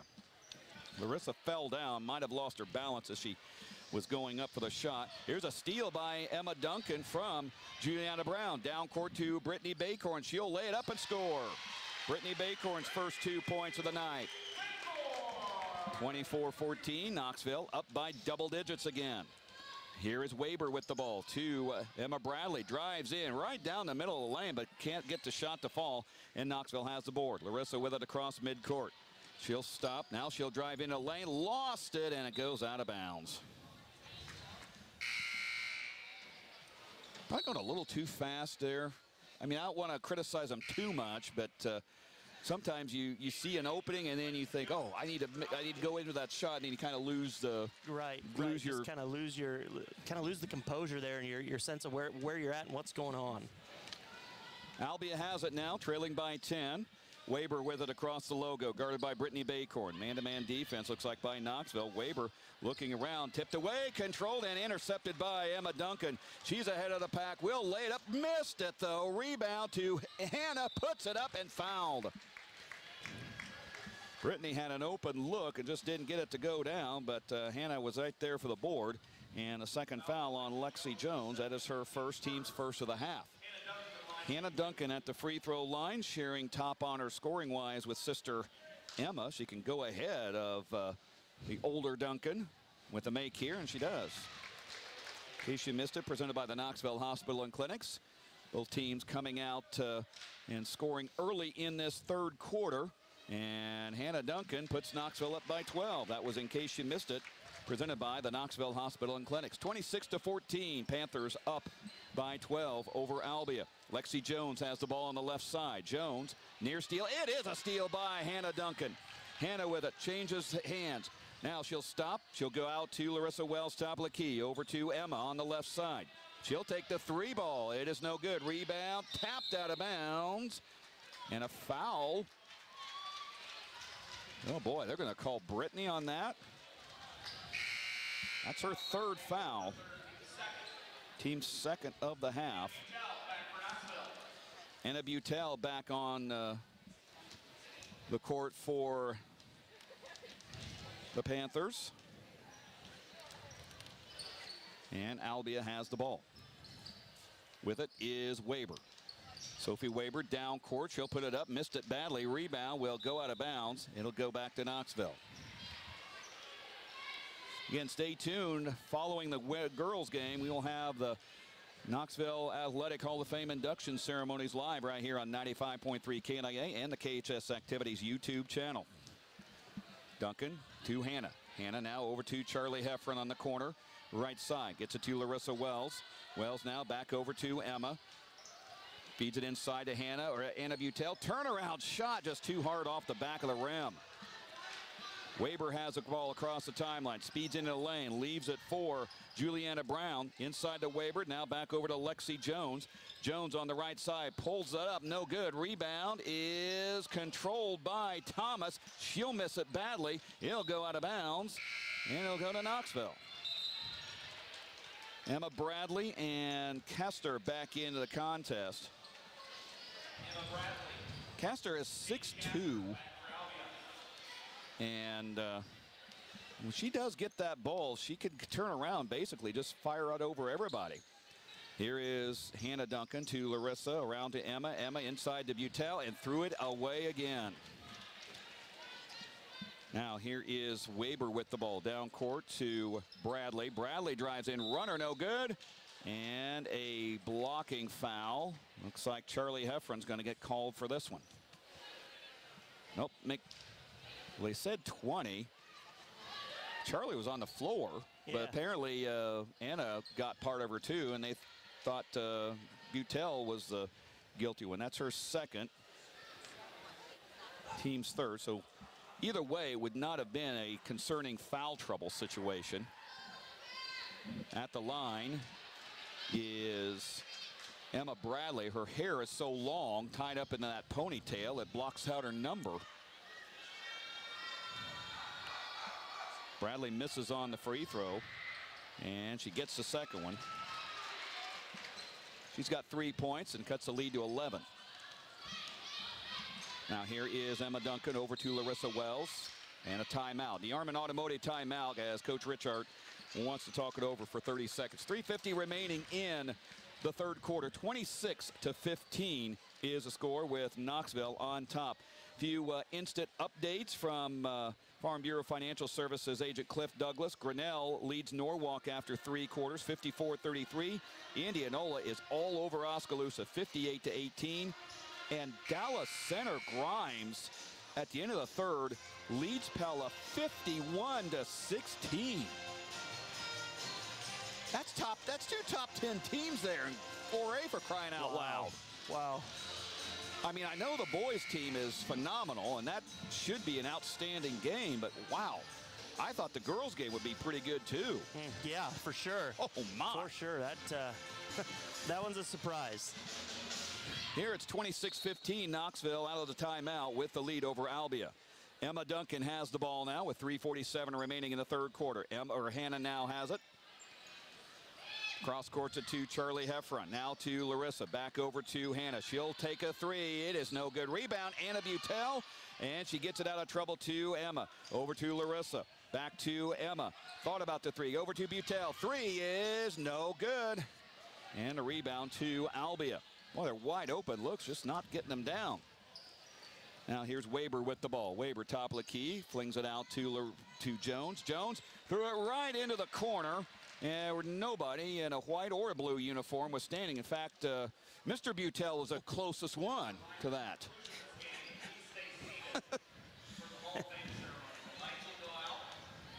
Emma Duncan has the ball with it across midcourt. Goes over to Larissa Wells, over to Heffron on the right side. Charlie now gets it over to Anna Butel. Has it tipped up in the air. Ball loose, picked up by Hannah Duncan. Hannah over to Anna, now to Emma. Again, Knoxville's kind of throwing it side to side. What you need to do for a zone defense. Anna, and she gets tied up, and that'll stay with Knoxville on the tie-up between her and Castor. New face in the ball game for Albia, Maya Paxton, 5'4" junior. She was in the JV game, and I thought she did a lot of nice things, which was one. I'll tell you here in a couple of minutes. Emma Dunk with a three, missed everything. And the rebound to Lady D's. We'll tell you about that JV game when we get a chance here. Sophie Weber with the ball over to Paxton. Paxton on the baseline. Over to Major. She'll put up the shot, score. Avery Major, her 5th point, 26-17. Knoxville lead down to 9 with 2:27 remaining in the 3rd quarter. Emma across the logo, goes to Hannah on the left side. She'll take the 3. It is good! An HD 3 rattles it in. And Emma from Hannah. And Hannah has her 12th point. She's in double figures. First Panther to do that, and it's a 12-point lead. Now here's Weber over to Kester, to Paxton. Had to go and get it, guarded by Heffron. She'll throw it to Bradley, and she sinks a 10-foot pull-up. Emma Bradley with her 5th point. Now 29-19. Now here's Larissa Wells with the ball. 1:48 remaining, 3rd quarter. Goes to Hannah, now to Butel. Around to Emma Duncan in the corner, left side. Goes over to Heffron, now back to Hannah again on the baseline right side. Cut off on the dribble. Outside to Larissa, over to Emma. Emma now, cross court it to Hannah. Over on the left side, puts it up and couldn't get it. Rebound to Kester. She shot it over Kester and had a chance to get it up there. Now Weber has the ball. Weber guarded by Larissa Wells, goes to Paxton. Paxton down the lane, now cut off, had it knocked away, goes back to get it. Paxton towards the baseline on the left side. Boy, being really harassed out there by Emma Duncan. She'll leave it for Avery Major. Goes to Weber, puts it up no good. Rebound to Kester, and she'll lay it in. 4 points for Paige Kester, and it's an 8-point advantage for Knoxville. 55 seconds remaining in this 3rd quarter. Here's Hannah Duncan over to Heffron. The baseline 3, splash down. Charlie Heffron, one of those. No, Charlie. All right, good shot. 32-21. 40 seconds remaining. Now here is Bradley with the ball. She will get it knocked out of her hand. I think Charlie was the last. No, Albia is the last one to touch it. Okay. We'll take it. All right, very briefly, the JV game won by Knoxville. Last second shot in the lane by Ashley Carney, who is a reserve player. Yep. And, Ashley hardly gets any playing time, and she knows it. But, most of her work is on JV. I tell you what, the varsity girls waiting to go on the court were probably more excited than her JV teammates. Yeah, it was pretty neat. And they had to go the length of the floor with 6 seconds. Game was tied, and good job executing, staying calm, and getting a good quality shot to finish the game. 20 seconds remaining in the 3rd quarter. Emma Duncan hands off to Larissa. Now she'll hand it back off to Emma. They're just doing that to avoid the 5-second call. 10 seconds remaining. Now Emma will start the offense. She'll hook pass it in to Brittany Baycorn. Back outside to Emma, and then Brittany's called for traveling. She did kind of slide the foot there. I think she thought that she had something at the basket and got probably a little bit in a hurry. As Anna Anderson comes back in with 5.3 seconds to go. Brittany going out because coach does not want her to get a 4th foul in a cheap kind of way. Here's Maya Paxton across the timeline. Goes over to Thomas. Thomas nearly made a 3 there at the end of the 3rd quarter. And we've reached the end of that 3rd quarter with the score, Knoxville 32 and Albia 21. From the Knoxville Hospital and Clinic's radio broadcast booth, this is Knoxville Basketball on 95.3 KNIA. 5.3. Even a mild winter can take a toll on your roof. Between the freeze and the thaw, you may need new shingles. Certainly, if you're going to get new shingles, you're going to get CertainTeed shingles from Dutch Mill Supply in Pella. CertainTeed Roofing offers a wide array of residential roofing shingle options. Dutch Mill Supply, located in Pella, is your only locally owned, one-stop, full-service lumberyard and building material supplier. My name is Joshua Payne. My staff and I are here daily for professional service from the guy next door. Our product line is diverse, and we'll get you what you need quickly and at a competitive price. Klein's Quick Time is proud to announce that they have hired a new ASC certified technician named Ben Radcliffe. Now with Radcliffe work, Klein's Quick Time will be offering complete auto repair and maintenance on your vehicle. And don't forget, they still do oil changes and unlimited car washes for just $30. Stop in and say hello to Tim Radcliffe and the rest of the Quick Time crew at Klein's Quick Time, your home for quick service. Back here as we start the fourth quarter play. Thomas with the shot, no good. Rebound is into the hands of Hannah Duncan. Hannah with it across the timeline. Goes to Brittany Baycorn. Back to Hannah. Lays it up and scores. Give Brittany the assist. Give Hannah Duncan her 8th and 9th point of the night. Now here is Bradley with it. Bradley goes inside. Stolen away by Emma. God, we may have sisters as players of the game tonight. They both have had a really good game this evening. Here is Charlie Heffron over to Emma. Not giving away anything, but, you know, Larissa Wells on the baseline, right side. Larissa needing some help, goes out to Hannah. Hannah gets it into Charlie Heffron. Now back outside to Hannah, over to Emma. Emma drives in, will put up the runner and score. Emma Duncan say, hey, I've got 14 points. I can be player too. It's a 15-point Knoxville advantage. Biggest lead of the game for the Panthers. Here is a shot by Emma Bradley. Baseline, no good. Rebound to Charlie Heffron.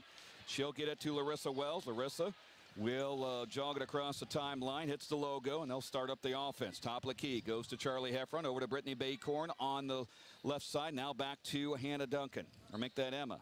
One of these days I'm going to get those girls right. Here is Hannah on the runner, no good. Rebound to Emma, out to Charlie Heffron. 3, it is no good. Good look, just didn't go down for her. Now here's Weber with the ball. Sophie Weber goes to Emma Bradley. Drives the baseline, missed it, left it short, and Hannah gets the board. Goes to Emma. Down court to Brittany Baycorn.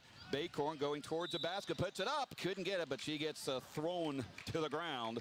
And that will be a foul on Ayanna Thomas. That is her first, only the team's second. Only 5 combined fouls in this second half. So Brittany Baycorn at the free throw line, 0 for 2 tonight. Spins the ball a couple of times. And on the way, it's good. 3 points for Brittany. She was at the Hall of Fame luncheon today with her mom, sitting at Kurt Freuen's table. Of course, her mom, quite a volleyball player herself during the Freuen era. So you wonder how Brittany got her volleyball talent. There you go. Second free throw is no good, and the rebound comes down to Albia. 37-21, the Panther lead is at 16. Ball tipped up in the air, controlled by Emma Duncan. Brittany Baycorn got that one. Here is Hannah down court. She will put it up and couldn't get it. Just a little too soft, and I think the Albia defense might have adjusted that shot a bit too. Here's Lexi Jones. She'll take the 3 off the mark. Rebound into the lap of Juliana Brown to Kester. Kester into the lane. Can't find a shot. Out to Jones. Jones will push up a 3. It's way off the mark, and it clangs into the lap of Brittany Baycorn. She'll clear it to Larissa Wells. It's probably about the time Knoxville needs to start pulling some time off the clock. But Larissa Wells puts it in on the runner and can't get the shot to fall. Now the other way. Weber has the ball. Weber stops, shoots, and got it. Kind of a set shot there by Sophie Weber. That's her 7th point, making it 37-23 with 5:05 remaining in the game. Emma with it across the logo. Goes to Baycorn. Now over to Hannah in the corner right side. Gets it to Larissa top of the key. Now goes to Sierra Heffron. Over to Emma. Dumps it inside. Sierra wasn't there. Larissa somehow comes up with it, and then she, I believe, gets fouled. Yeah. And that's going to go on Kester. That is her 2nd, team's 3rd. Farm Bureau Financial Services, Agent Cliff Douglas Instant Radio update. What we got? 22-20, Newton over Pella Christian at the end of the 3rd quarter. Wow. End of the 3rd quarter, I stress. Anna Anderson back in. She'll get it into Emma. Out to Hannah. Puts up the shot. Good. Sister act there. Big sister with the assist. And little sister with her 11th point of the night.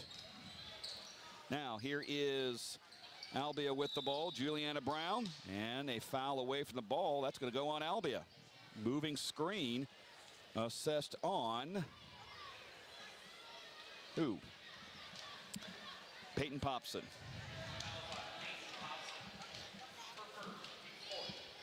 Knoxville will have it, leading by 16 and in control of this one.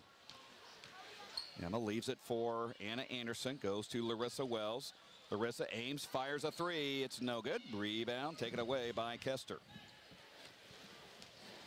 Sophie Weber now with the ball. Weber goes to Popson, a three. It's off. Rebound to Hannah Duncan. Hannah will clear it to Emma. And Emma across the timeline.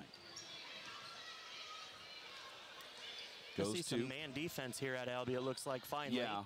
They have to extend the defense here and get some pressure on the ball. Here is Emma, and she'll get fouled inside. It's going to go on Avery Major, her second, team's fifth. Butel and Bacorn back in.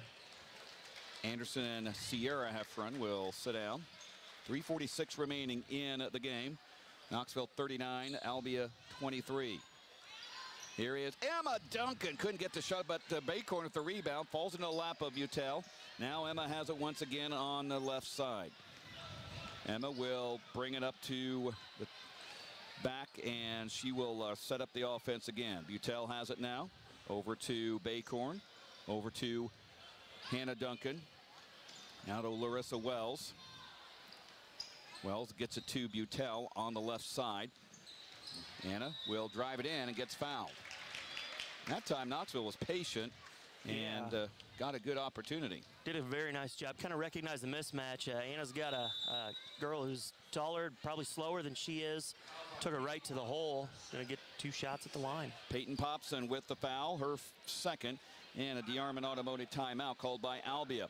3:17 remaining in the game. 39-23 Knoxville. This is Knoxville basketball from the Knoxville Hospital and Clinics radio broadcast booth on KNIA. Hey, Lori, small town living is something we know a little bit about here in Iowa. We sure do, Mark. The Coffee Connection in Knoxville is that comfortable, familiar place that welcomes you with your favorite cup of coffee you've grown to love. The Coffee Connection is also the perfect place to meet with friends and enjoy some hometown delicacies. Stop in today and try our popular breakfast burrito or an our favorite bagel sandwich.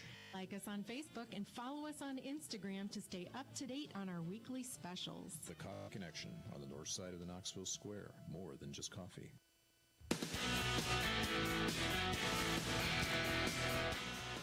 In case you missed it, presented by the Knoxville Hospital and Clinics. Knoxville had a 32-21 lead after the third quarter of play and has outscored Albia 7-2 in this fourth quarter to extend its lead to 16 points. At the line, out of the timeout, is Anna Butel for Knoxville. Again, we will have the Knoxville Hall of Fame induction ceremonies live right here on 95.3 KNIA right after the conclusion of this girls basketball game. Butel missed the first one, and she'll have another opportunity. And it is good. I thought Emma Duncan went into the lane early, and the official kind of that, we won't call it. Gets the shot to fall. She's got 4 points. Albia on the other end, and the ball goes out of bounds. Was knocked out by a Panther as Avery Major is trying to back down Emma Duncan, and I don't think Emma was going to let her have much room there. Now here's Brown with the ball. Brown trying to trigger in. Does. Knocked out of bounds by Emma again.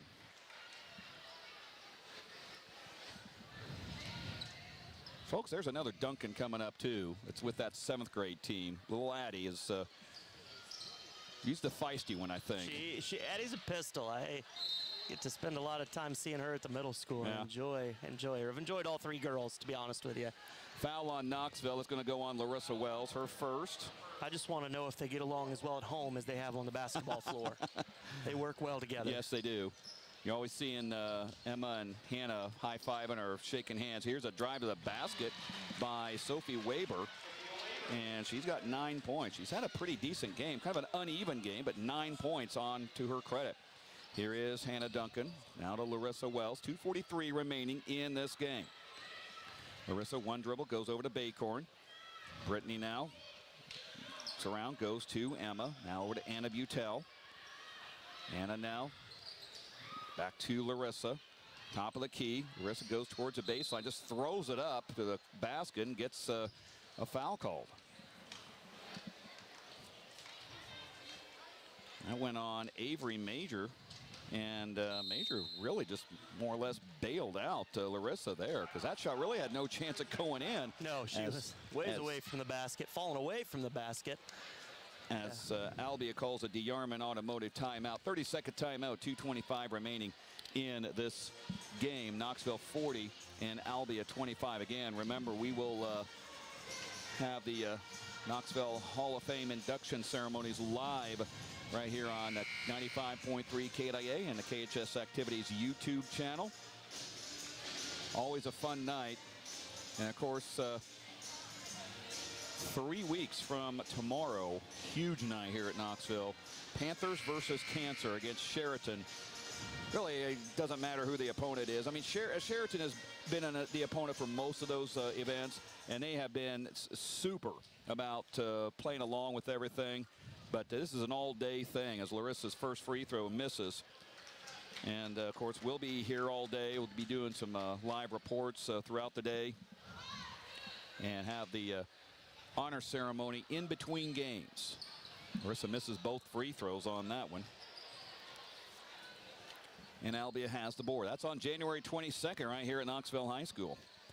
Juliana Brown has the ball. She'll hook pass it over to Weber. Weber with the baseline jumper, no good. And Charlie Heffron has the board, but she got it yanked out of her. And then Avery Major gets loses it on the baseline. Butel and Hannah Duncan will go in, and both of the Heffrons will check out.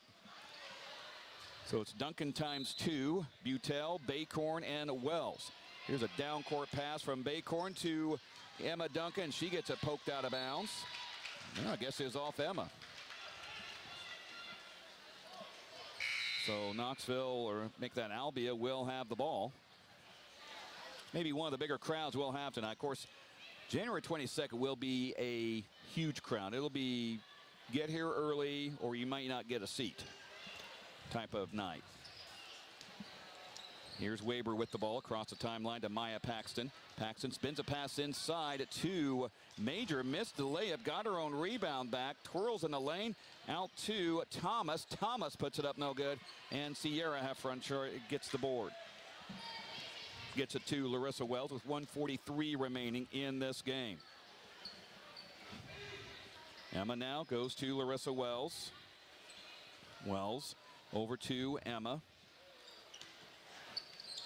Albia playing defense, but I think they for the most part have conceded it because they're not fouling. Here is Charlie Heffron with the ball. Over to Emma, now to Baycorn. Brittany now will hand off to Emma, and they'll reset everything. Emma twirls around, got to get rid of it to Larissa Wells. Wells now will get it back to Emma Duncan. Knoxville's going to play like this unless Albia commits a foul. Baycorn now comes up with the ball, and she gets it stolen away. Weber has the ball, and she will lay it up and score. Sophie Weber, 11 points on the night. 40-27 with 50 seconds remaining. Now Albia fouls. Foul went on Juliana Brown. First, team's 8th. Butel and Hannah Duncan back in. The Heffrons will check out. Coach Richard kind of going offense for defense here. And Emma Duncan at the free throw line.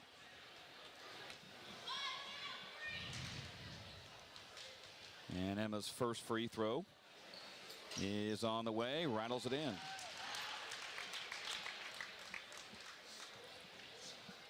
She'll have another opportunity with 50 seconds remaining. And second one on the way, and she banks it in. The Bank of Knoxville open for hometown deposits apparently tonight. Here is Paxton with the ball. Maya Paxton down the center lane, now changes directions, goes inside it to Avery Major, falls down, picks it back up, throws it to Kester. Now around to Juliana Brown, over to Popson. She'll throw it up to the rim, no good. Rebound chased down by Jones. Jones underhand near steal, and that ball still loose, picked up by Brittany Baycorn. Gets the dribble, now she gets it taken away from her with 21 seconds remaining. Paxton has the ball. She'll throw it to Major. Major turnaround, shoots it, no good. Rebound taken away by Emma Duncan, and she says just hold on to it. This game is all but over, and Knoxville will come away with a win as Larissa Wells hits the timeline. 42-27 is the score.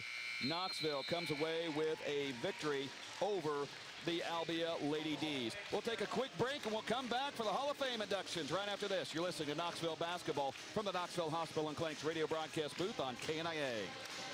With winter weather approaching, save big now and for years to come with lower utility bills thanks to Dan's Plumbing and Heating. Dan's Plumbing and Heating and Rude are the key, making sure your home is running at maximum efficiency and an energy-efficient palace. Call Dan's Plumbing and Heating today at 842-6937 or Save Certified to help you maximize rebates. I'm Eric Pearson. Call Dan's Plumbing and Heating, your authorized Rude dealer in Knoxville today. That's 842-6937.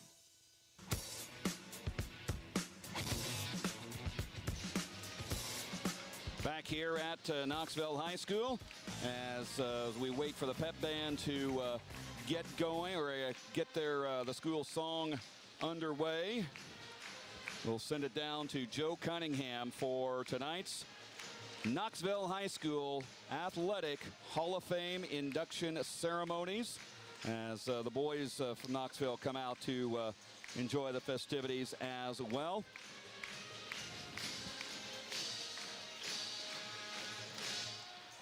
(42-27) a final score with Knoxville winning it over the Albia Lady D's. I think we're about ready. Let's go down to the floor. And here's Joe Cunningham.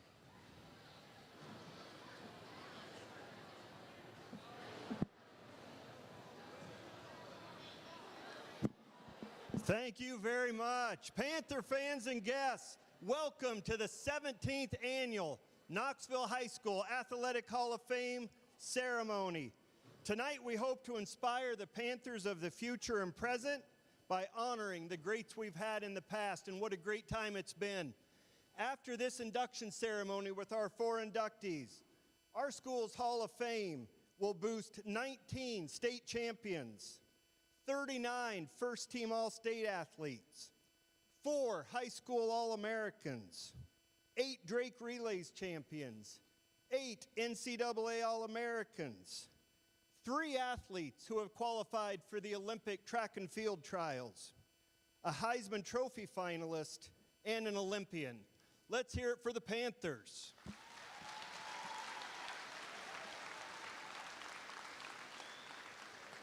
Now, without further ado, let's look at this year's inductees. Our first honoree of the evening is Kevin Wadley from the class of 1989.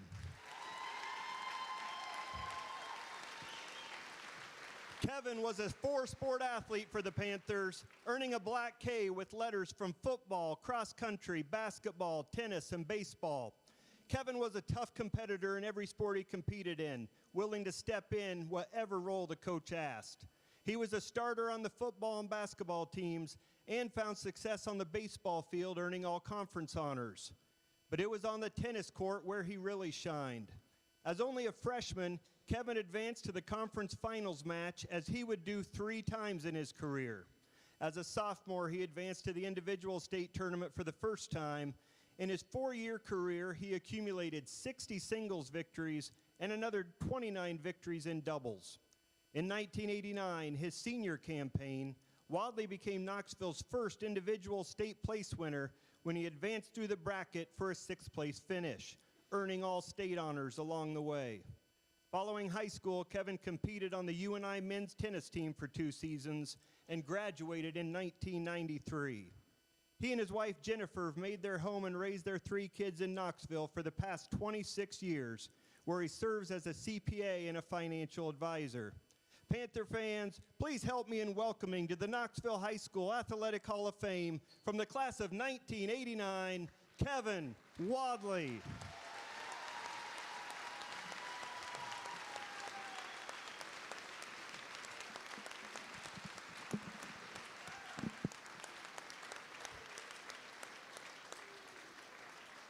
Our next inductee, Kurt Froyen, joined the Knoxville School District as a teacher and coach in 1977, and the impact was almost immediate. Early on, he served as the head coach of the girls' track team, leading them to back-to-back conference titles in 1980 and 1981. But what he was orchestrating on the volleyball court was truly amazing. Taking over in 1977, Coach Froyen's squads lost 2 of their first 2 conference games they played in. But that was the end of it. For 11 seasons, his teams never lost another conference volleyball match again.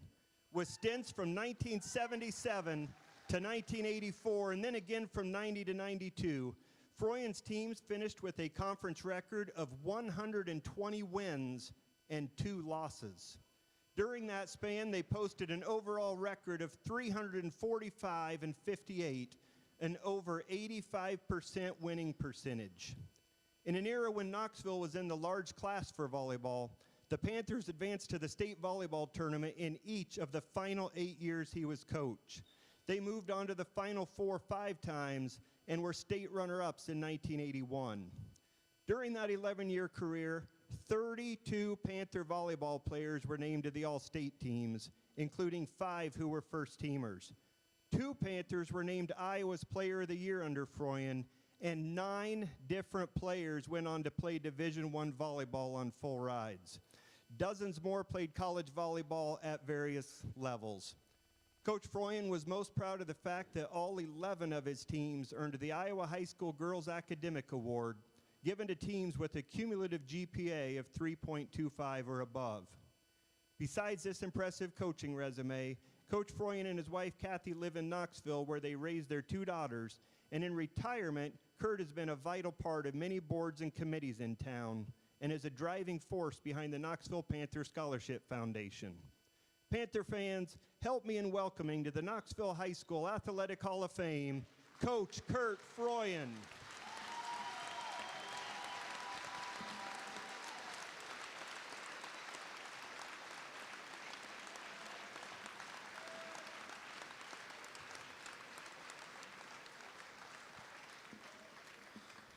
Our next inductee comes to us as a basketball standout from the class of 1960.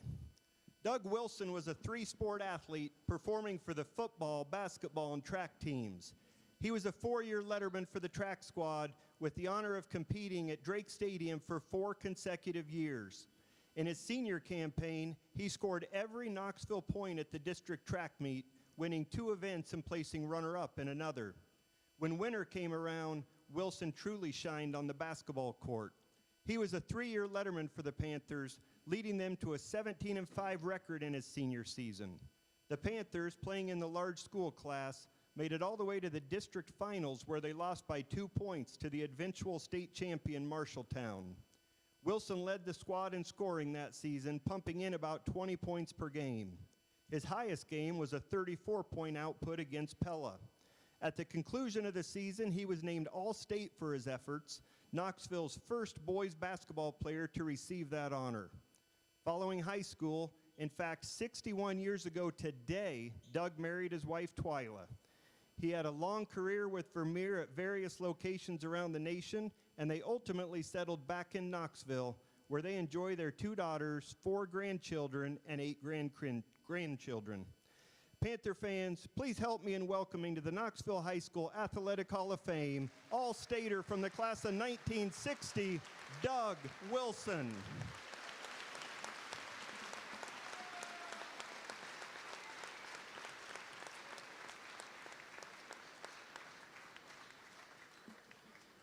Our final induction of the evening is the 2002 Knoxville baseball team. They weren't simply the Class 3A state champions that year. They were one of the most dominating teams that 3A has witnessed. The coach Joel Johnson-led squad was blessed with pitching, defense, and powerful bats. With a record of 37-5, the Panthers averaged over 10 runs a game while giving up only about 3. Facing the best that Iowa had to offer at the state tournament, they outscored their 3 opponents there 30-7. In Iowa high school history, their runs scored still ranks 5th all-time in Class 3A. They rank 8th all-time in hits and 3rd all-time in RBIs. At the conclusion of the year, 7 Panthers were named All-Conference, 7 were named All-District, and 3 players were honored with first-team All-State recognition. Let's meet the team. Unable to join us this evening are team members Mike Rector, Craig Cameron, Kyle Thompson, Ross Gray, Justin Kraber, Brian Joint, and Nick Carey. But with us, Derek DeMoss,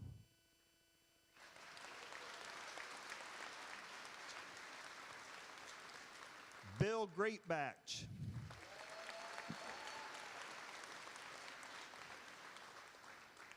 Kenny Keefer,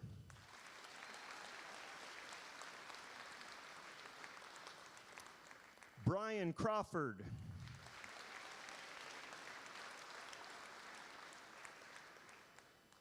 Matt Roberts,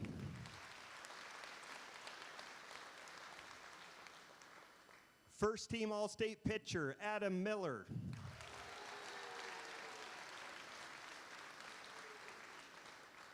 All-District and All-Conference performer Kevin Mott,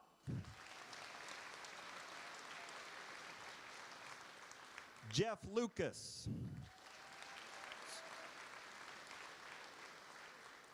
David Kuntz,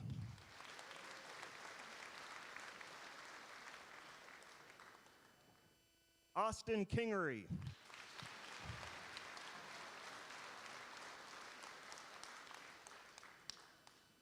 All-District and All-Conference Aaron Carlson,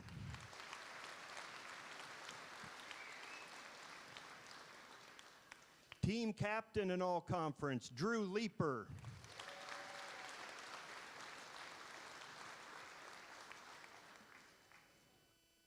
team captain All-District All-Conference Andrew Vogel,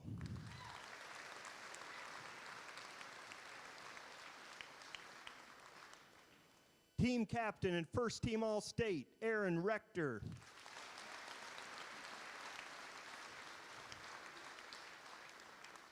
assistant coach Matt Heston,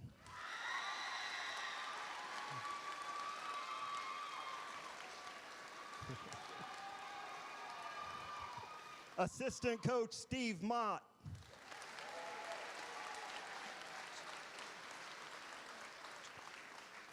and head coach Joel Johnson.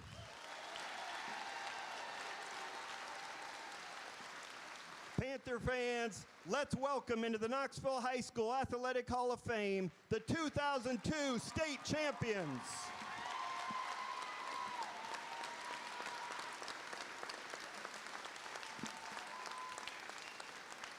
We thank you so much for your attention tonight. Thank you for joining us. And again, congratulations to the new inductees. And there it is, the Knoxville High School Athletic Hall of Fame induction ceremonies. And just before we head to our Knoxville Farm and Home radio post-game show, Trenton, those volleyball stats still just amaze me of what Kurt Knoxville is an incredible place to be, and you're well aware of that. We are too. This is why we choose to live here, work here, raise our families here, and support this amazing community. Because what's important to you is important to us. We are Carrie Garcia, Matt Kissinger, and Adam Norris. And we choose Knoxville.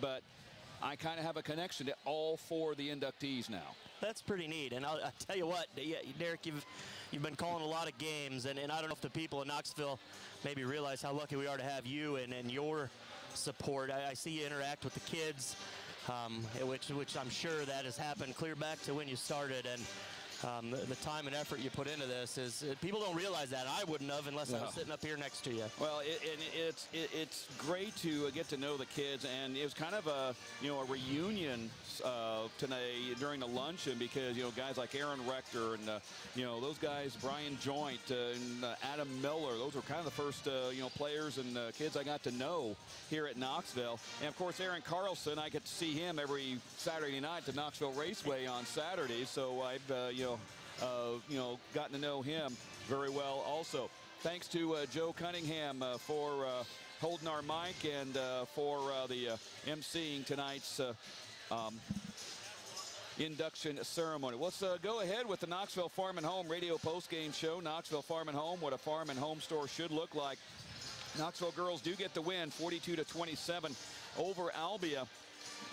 Kind of an uneven game, but like we said Tuesday night, a win is a beautiful thing. No matter how ugly or pretty it is, it's a win, and Knoxville is back even at 5-5 and 3-3 in the conference. But statistic-wise, some of these are not going to be pretty at all. Knoxville 15 for 46 from the field, 8 of 16 from the free throw line. Albia 12 for 43 and 3 of 7 from the free throw line. Knoxville out-rebounded the Lady D's 40-29.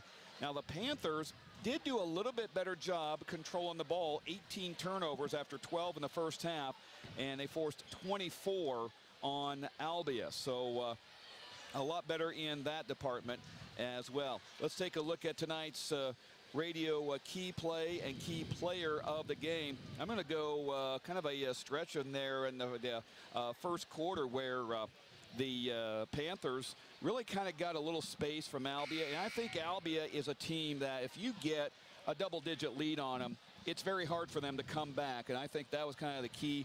And, we kind of joked about who we should give the player of the game. Let's just do that. Let's give it to the Duncan sisters. They were really good all night tonight, and complimenting each other, assisting on each other sometimes, and especially Emma, first part of the game, she was really feeling that shot. She was, and you could tell that ball hit her hand. Eyes were on the rim, and that thing was going up, and she really started us well. And Hannah came off the bench and gave us a spark a couple times. Hit a big three there in the second half when Albia had put that thing back under double digits. And you're right, they share the ball well. They understand each other, and they complement each other very well as 2 out of the 5 when they're on the floor. That's been our Hormel Foods radio keys to the game. Looking for a key to your new career? Visit hormeljob.com. And tonight's final stats were brought to you by Napa in Knoxville and Sheraton. Napa know-how. Well, when we come back, we'll be talking boys basketball as the Albia Blue Demons and the Knoxville Panthers ready to go at it here in Knoxville. We'll be back right after this. You're listening to Knoxville Basketball on 95.3 KNIA. With winter weather approaching, save big now and for years to come with lower utility bills thanks to Dan's Plumbing and Heating. Dan's Plumbing and Heating and Rude are the key to making sure your home is running at maximum efficiency and an energy-efficient palace. Call Dan's Plumbing and Heating today at 842-6937 or Save Certified to help you maximize rebates. I'm Eric Pearson. Call Dan's Plumbing and Heating, your authorized root dealer in Knoxville today. That's 842-6937. Are you a commercial building owner considering selling? You may be tempted to contact an out-of-town firm and work with someone who has never set foot in a small town. But why not work with a realtor who knows your town and understands the local business community? Hi, this is Randy Chambers with Iowa Realty Knoxville. Our team of local experts has the tools to market your listing statewide and beyond while keeping a pulse on what's happening right here. Iowa Realty Knoxville, your local real estate experts. 641-842-2910. Chasing Dreams is back open for business at a new location. Come check out the new place located at 210 North Lincoln Street. If you need a tattoo from Matt or a piercing from Linda, Chasing Dreams is the place to go. They can turn your dreams into reality. Whether you're looking for a simple tattoo or piercing or half sleeves, full sleeves, whatever you're looking for, Chasing Dreams has you covered, literally. Check out Chasing Dreams' new location at 210 North Lincoln Street, just across from Ken Lock Stadium. Want to find the complete facility with a total workout package? Join the Knoxville Recreation Center and take advantage of all of our membership benefits. What other place in town can you swim, lift weights, take a fitness class, shoot baskets, relax in a sauna or hot tub? All this is under one roof. We're open 96 hours a week to meet your fitness, recreation, and wellness needs. Stop out and see us at 800 South Park Lane. You'll be glad you did. Get fit at the Knoxville Recreation Center. For the latest information on the Recreation Center, call 828-0580 or find us on Facebook, City of Knoxville, Iowa, Parks and Recreation.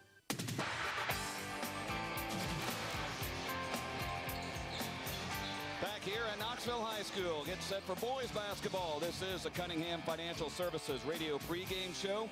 Cunningham Financial Service, Joe Cunningham, investment advisor, Knoxville native, Knoxville committed, Knoxville strong. The Knoxville Panthers coming in at 2-5 on the season, while Albia is at 5-4.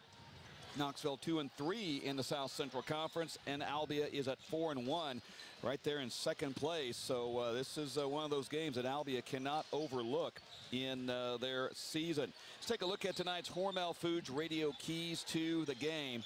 And Brent, when you think of Albia, you think of an athletic team and a team that can fill it up from anywhere. Absolutely, and then they are, you talk about our conference, probably one of the, if not the best coach team over the past several years. Coach Archer does a fantastic job.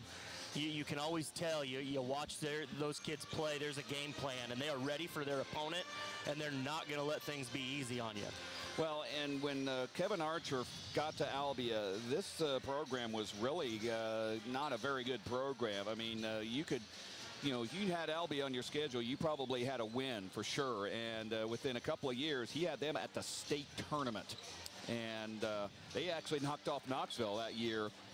When they got to the state tournament. They've been back to state, I think, once or twice more. So he has done a phenomenal job. Of course, you got to have athletes to have the success, and they've had about 2 or 3 classes in a row now that have really had some outstanding players in their game. For Knoxville, it was literally night and day opposite last night in Eddyville.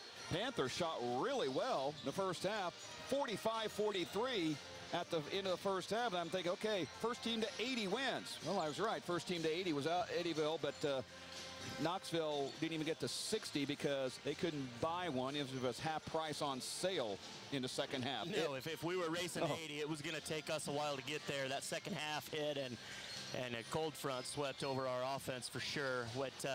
A couple things from that. We turned the ball over a lot. Ball handlers have got to take care of the basketball. We didn't do that in the second half at Eddyville, and our shot selection was not great. A lot of dribble down, pull up without moving the ball, and things that we don't normally do, and when we do them, we shoot a pretty low percentage. So get those things ironed out, and we showed we can compete when we play well. But going to have to be able to do that more consistently if we want to win some more ball games. That's been our Hormel Foods radio keys to the game. Looking for a key to your new career? Visit hormeljob.com. When we come back, we'll have more on tonight's game.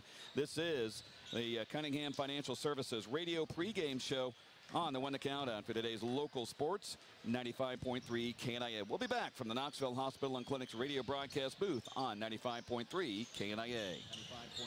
Hi, I'm Joe Cunningham with Cunningham Financial Services. I have over 26 years experience helping people like you reach their financial goals. We offer personalized planning tailored to your needs. Give me a call at 828-6173 or stop by at 305 East Main in Knoxville. Cunningham Financial Services, your retirement headquarters. Securities offered through Securities America Inc., member FINRA SIPC. Advisory services offered through U.S. Advisors Wealth Management, Cunningham Financial Services. U.S. Advisors and Securities America companies are separate entities.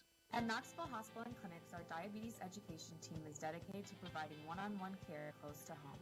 Hi, I'm Lauren Berry, a registered dietitian at Knoxville Hospital and Clinics. If you have recently been diagnosed with diabetes or have been living with it for years, we want you to know that you do not have to manage it alone. Join us for a free diabetes support group beginning in January, where we will share helpful tips and strategies to help you maintain or improve your health. For more information or to reserve your spot in our group today, call 641-842-2151. Hey guys, you looking for that new look? So walk, jog, or run in to see Paige at the Knoxville Barber Shop. Open Tuesday through Saturday, 9 to 5 with no appointment needed. Paige can set you up with a basic haircut, to fade, or the classic military cut. If your beard needs a trim, well, Paige can do that too. Knoxville Barbershop, located in downtown Knoxville. Napa know how! Napa Knoxville knows New Year's savings. Get a $20 rebate with a purchase of any Napa Legend Premium battery. Get a 10 amp or 16 amp charger maintainer starting at $34.49 a piece. Also get jump starters at 700, 1,000, and 1,400 amps starting at $55.99 a piece. And finally, get up light-up LED booster cables starting at $14.99 while supplies last.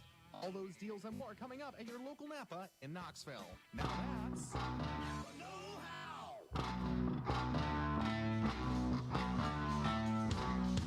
Back here at Knoxville High School, inside the Knoxville Hospital and Clinic's radio broadcast booth on the Cunningham Financial Services radio pregame show. Knoxville taking on Albia. Serious history between these two since 2001. Very close. Knoxville leads at 16-15. Albia has won 4 of the last 5, including the last 4. And last year, the last meeting, a 71-56 victory by the Blue Demons on this very court back last February. Let's take a look at the Marion County Bank radio scoreboard. We have most of our girls scores in. Knoxville defeated Albia 42-27. Dallas Center Grimes really put it to Pella 54-25. Newton over Pella Christian 30-24. It was South Hamilton over PCM 58-32. Indianola no trouble with Oskaloosa 64-27. And Grinnell no trouble with Pella 67-24. We do have some games, boys games in progress as most everybody else has started. End of the first quarter, Pella leads Dallas Center Grimes 15-13. That's going to be a great game, I think. Indianola leads Oskaloosa at the end of the first quarter 16-11. After one, PCM, actually halftime, PCM 33, South Hamilton 6. Whew. Now, Wow. South Hamilton struggling. PCM, you know, you got Fred Lawrenson sitting on your bench, so you're going to have a pretty decent time of winning games. That was the Marion County Bank radio scoreboard. Marion County's financial leader is Marion County Bank with offices in Pella, Knoxville, and Melcher Dallas. They're serving you and building community across the county. When we come back, we'll have more on tonight's Albia and Knoxville matchup. You're listening to the Cunningham Financial Services radio pregame show from inside the Knoxville Hospital and Clinic's radio broadcast booth on 95.3 KNIA. 95.3 Are you in on it? I'm in on it. Yep, I'm definitely in on it. Just got in on it last week. Yeah, took us by surprise. But we're definitely in on it now. The it these people are in on is the surprisingly great rates for auto insurance from State Farm. Can I get in on it? Absolutely. Just contact your local State Farm agent today, and you can get in on some surprisingly great rates too. Like a good neighbor, State Farm is there. Call me, Jay Olson, here at State Farm, 842-2161.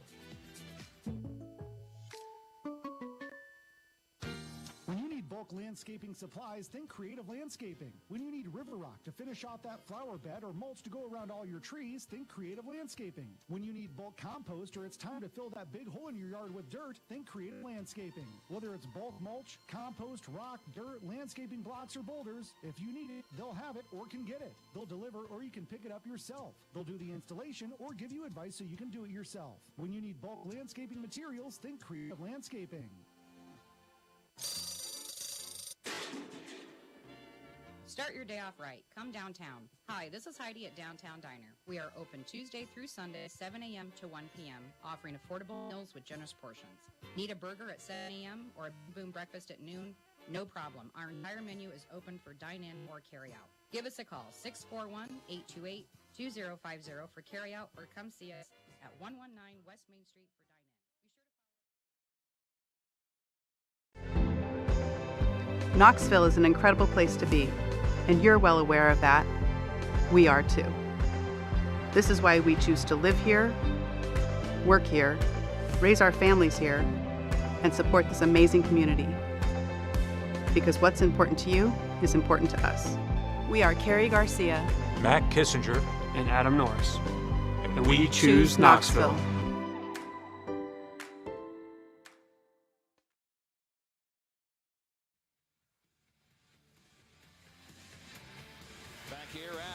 Knoxville High School, inside the Knoxville Hospital and Clinic's radio broadcast booth on the Cunningham Financial Services radio pregame show. Knoxville taking on Albia. We're getting set to take on Albia in this one. As looking deeper into this contest, Knoxville shooting, will it continue? Well, no, last night, at least for a half, but I think that's got to be the case because Albia, like we said, they will shoot well from the outside. Can you match that? We saw that Tuesday night. Knoxville could definitely match whoever, but you just got to have the shots to fall. Absolutely, and it starts with penetration and getting into the lane. You know, those three-point shots when we're kicking inside out, that percentage is going to go up, and it's shot selection. We've got kids out there that can shoot it who should be taking the majority of the shots. And if we start to kind of find that balance and you know, we get kids like Gabe Clark going and Noah Landon gets to the hole a little bit and can create. We started to see some of that happen and open things up for Jack. Could hopefully see some success and shoot the ball where we need to shoot it. Let's take a look at tonight's starting lineups presented by Chasing Dreams Tattoos. And for the Albia Blue Demons, under Coach Kevin Archer, they come in at 5-4 on the season, 4-1 in South Central Conference play.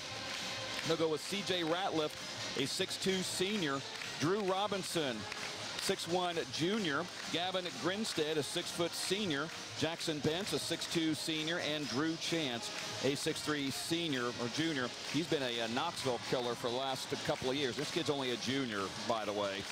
For Knoxville, under Coach Troy Pearson, they'll go with the same lineup they've been going with since the break. Gabe Clark, a 5'10 freshman. Jay Keller, a 5'8 sophomore. Connor Willis, a 5'11 sophomore. Landon Norris, a 6-foot freshman. And Jack Bertrand, a 6'3 sophomore. One thing, too, Trent, I've noticed is that the freshmen are starting to get a little more brave, a little more bolder out there. Landon, Gabe, and, I mean, Jay's not a freshman, but all those younger guys are starting to maybe think, okay, I kind of got things a little bit figured out now. They aren't so timid anymore. Yeah, definitely seeing that on the offensive end of the floor. Sometimes we still have our moments on the defensive end of the floor, you know, not committing all the way to defense, and that's, you'll see that sometimes, especially with freshmen. Just not that full-out commitment sometimes because you're unsure of yourself, and if they can get that figured out, that'd be a big contributor on both ends of the floor. Well, you've been listening to the Cunningham Financial Services radio pregame show. Cunningham Financial Service. Joe Cunningham, investment advisor, Knoxville native, Knoxville committed, Knoxville strong. We will have the opening tip of tonight's game. That's next. You're listening to Knoxville Basketball from the Knoxville Hospital and Clinic's radio broadcast booth on 95.3 KNIA. If you want to buy or sell a house, the team at Sundance Realty will work with you from start to finish. It's that hard work that has made Sundance Realty the leader in realty in the area. The team at Sundance Realty in Knoxville is special. I have never seen anyone work harder for customers. Hi, I'm Hannah Vanderveer, and I was so impressed with Sundance Realty team that I decided to join them. That's right. Now when you are in the market to buy or sell your home, you can call me. I've learned from some of the best, and I would like the opportunity to go to work for you. Whether you're buying or selling, let the team at Sundance Realty go to work for you. Check out all the listings by going to SundanceRealtyIowa.com. That's SundanceRealtyIowa.com or call 842-7214. Let the team at Sundance Realty work hard for you to get you into the home of your dreams. Sundance Realty in Knoxville. Homes sold, dreams delivered every day.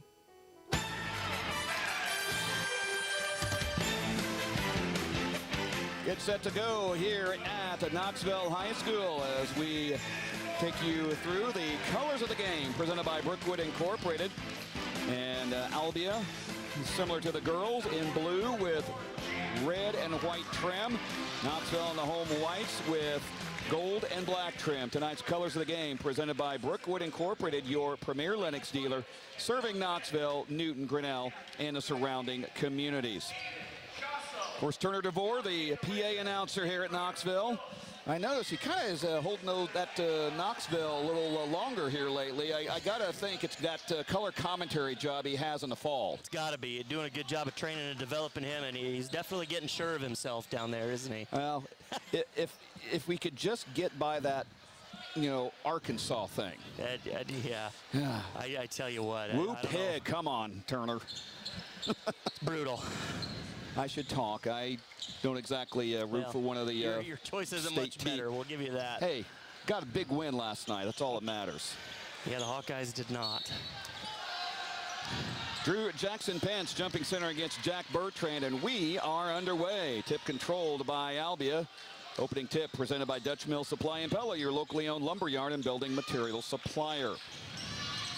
Demons with the ball. Jackson Pence has it. Back to the basket. Turns, shoots in. No good. Rebound to Cardwell. And he'll outlet it to Landon Norris. Norris across the timeline. Approaches top of the key. Drives in, and they call him for a turnover. Got caught carrying the basketball. He did. He hesitated and palmed the ball there. Referee was right on top of it. And I'll tell you, the last couple of years, they've really kind of emphasized that as well.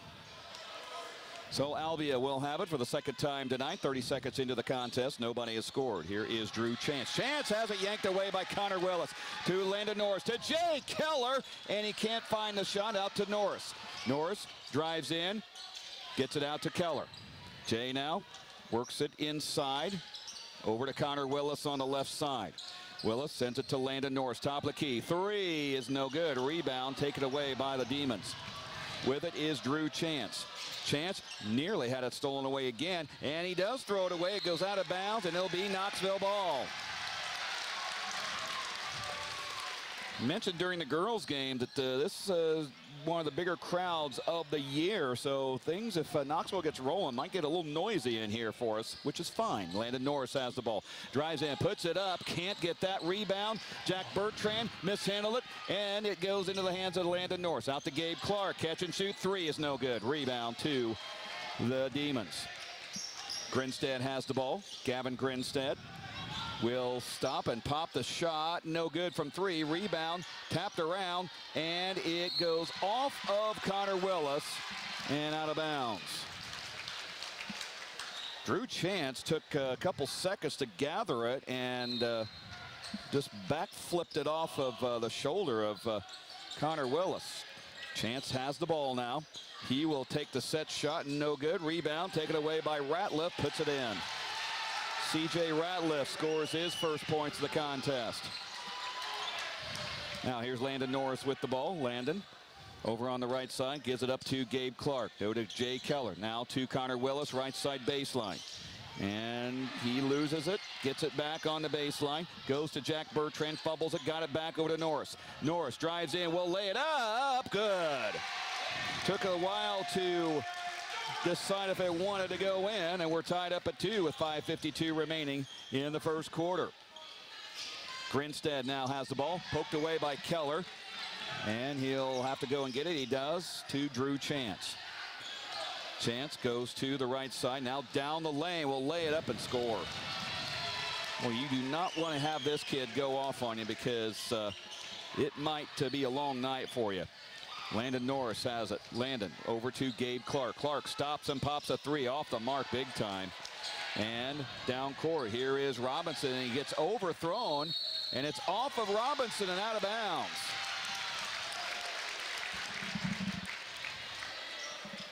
So Panthers will have it. And Landon will bring it up across midcourt. Working the right side. Drives in, and he threw it away. Down court, here is Drew Chance with the ball. He will put it up and score. Drew Chance has 4, and it's 6-2 Albia. Norris brings it up. Top of the key, throws it to Gabe Clark. Dumps it inside to Jack Bertrand. Big Jack, can't get the shot to go in. Just a little too soft on that turnaround. Chance has the ball now for Albia. Top of the key, he will set and shoot, no good. Rebound taken away by Connor Willis. Clears it to Norris. Norris out to Gabe Clark. Catch and shoot three from the right side. Couldn't get it to go. And it's Gavin Grinstead with the board. Grinstead hits the 10-second line to Robinson. Drew Robinson looks to the left side. Looks around, throws it off to Grinstead now. Grinstead now to Robinson again. Robinson in between the rings, and foul on Knoxville.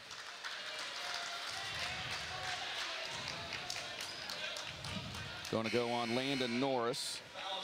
his first, team's first. Noah Keefer into the game for Knoxville. Also, Caden Smith also checks in for the Panthers. 4:18 remaining in the first quarter. 6-2 Albia with the lead early on. CJ Ratliff has it. Ratliff from the left side stops, lobs it inside a chance. Triple team, somehow gets it up, no good. Rebound is taken away by Damon Sovereign. And a 3-ball is good. That is Gavin Grinstead, his first points, and it's 9-2. Here's Jay Keller with it. Keller on the wing, lobs it out to Keefer, and it's over his head and out of bounds.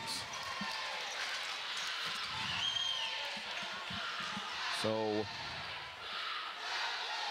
Knoxville will turn it over again. With the ball is Gavin Grinstead across the timeline, guarded by Keller. Throws it to CJ Ratliff. Ratliff dumps it inside to Grinstead, and he lays it up and in easily. And Albia is starting to run away with it early, 11-2. Norris has it top of the key. Landon goes over to Keefer. Keefer, a long three that's well short, and the rebound is fought for into the hands of Grinstead. Down court to Sovereign. Damon Sovereign on the wing. Goes to Grinstead. He'll take a long three and scores. Grinstead, 8 points, and it's 14-2. Knoxville needs to get going right now. Keefer atop the key to Norris. Landon looks around, goes to Keefer. Noah out to Keller. Keller a three. It is in and out. Wide open look, and it did not go. Grinstead now has the ball, guarded by Norris. Throws it left side to Drew Chance. Chance will drive the baseline. Reverse layup, no good. Rebound by Albia. Ball loose, picked up by Norris. Landed with it across midcourt. Goes on the left side. Feeds it over to Keller. Now to Keefer. Right side baseline three. Splash down to Noah Keefer. He gets himself on the board and stops a 12-2 run by Albia. Now here's Grinstead with the ball in on the logo, guarded by Norris. 2:14 remaining in this first quarter. Goes over to Ratliff. Now on the baseline to Chance. Drew Chance dumps it into Simpson. No good. Rebound, foul. And looks like that's going to go on Knoxville. Foul went on. Meanwhile, the DeArmond Automotive timeout. I'm not sure the officials know. We haven't made a signal yet to the bench, so they're talking to each other to try to figure it out. Or was there no okay, now Keller got called for the foul. In case you missed it, presented by Knoxville Hospital and Clinics. Knoxville has started very slowly tonight. 14-5, they trail Albia as the Blue Demons have really come out firing in this first quarter of play. That was in case you missed it, presented by the Knoxville Hospital and Clinics. Coaching staff for Knoxville dressed up in their Sunday best tonight. They finally look presentable, don't they? Well, especially Mick. Yeah, well, he always looks good in a shirt and tie, always. Of course. And a haircut. Yeah, exactly. Blake McWilliams and Joel Keedy and Troy Pearson all in suits and ties. Of course, Troy's the only one that has a suit on still. What does that say about everybody? Here's Drew Chance with the ball. He'll lay it up and in easily again. 6 points for Drew Chance, 16-5 now. Now here is Keefer. Keefer drives in. He'll get fouled, and that will go on Albia. Looks like it's on Sovereign. That is his first, team's first. Carson Udemark and Mike Grubel into the contest for Knoxville now. Nice to see Carson back from that injury. Here's Keefer, a three, no good. Rebound taken away by Albia. Here's Chance with the ball. Drives down the lane, leaves it for Robinson, and he's fouled, and he'll go to the line for two.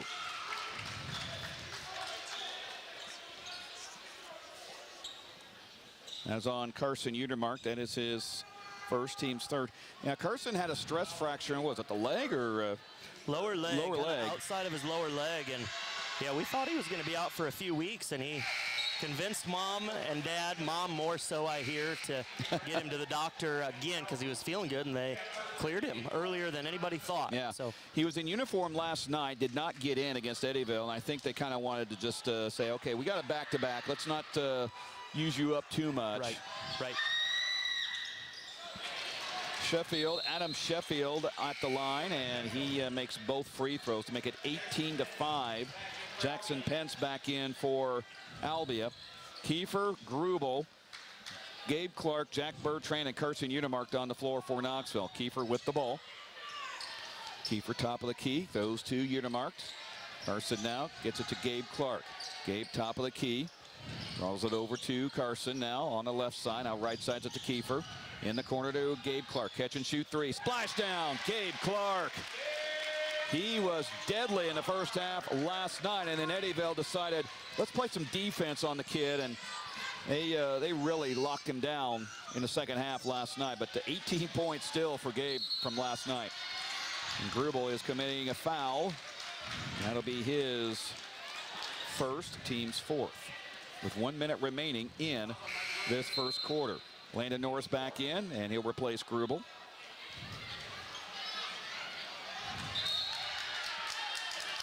And now, not sure what the official was inquisitive about. He was coming at, I think Mike said something as he was coming off the floor, and the official was going to come have a chat, and Troy said, we got it. Here's Ratliff with the ball. Ratliff gets it into Jackson Pence. Pence outside to Sovereign for three, no good. Rebound taken away by Noah Keefer. Keefer across the timeline on the run, slows it down on the right side, goes into the lane, out to Carson Earmark. Long three, it's no good. Rebound taken away, and Jack Bertrand's going to get nailed for a foul. His first, team's fifth. 40.7 seconds remaining in the first quarter. 18-8, Albia with the lead. And Blue Demons have jumped on top early here in Knoxville. Drew Chance with it across midcourt. Looks like Albia is going to set up for a final shot of the quarter. Chance directing traffic. Landon Norris watching him. Chance drives in on the elbow, stops, looks it inside to Pence. Pence lays it up, no good. Rebound to Landon Norris. 14 seconds remaining, plenty of time. Norris with it over to Noah Keefer. Keefer back to Norris. Norris top of the key, drives in, goes around to Jack Bertrand, and I believe he was fouled. And that was really kind of a bailout because Jack really never had much control of the ball. Or is that a... It was a kick violation. Kick violation, okay. And you're right, it still bailed us out because, yeah, that tough pass there. I don't think that was going to find its way to Jack all the way through the lane there. 5.6 seconds remaining. Norris will trigger in. Looking.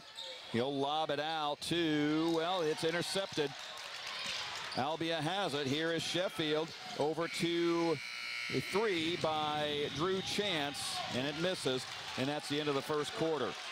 18-8, Albia with the lead over Knoxville. We'll be back for the second quarter. You're listening to Knoxville Basketball from the Knoxville Hospital and Clinics radio broadcast booth on KNIA. Not all used vehicles are created equal. DeArmond certified used vehicles have a big advantage. All makes and models 2011 or newer with under 75,000 miles receive a 175-point inspection, Carfax report, 2 oil changes, collision deductible coverage, and wheel dent and windshield repair. Also, all DeArmond certified come with 2 warranties. A 1-year 12,000-mile bumper-to-bumper and a 2-year 100,000-mile powertrain.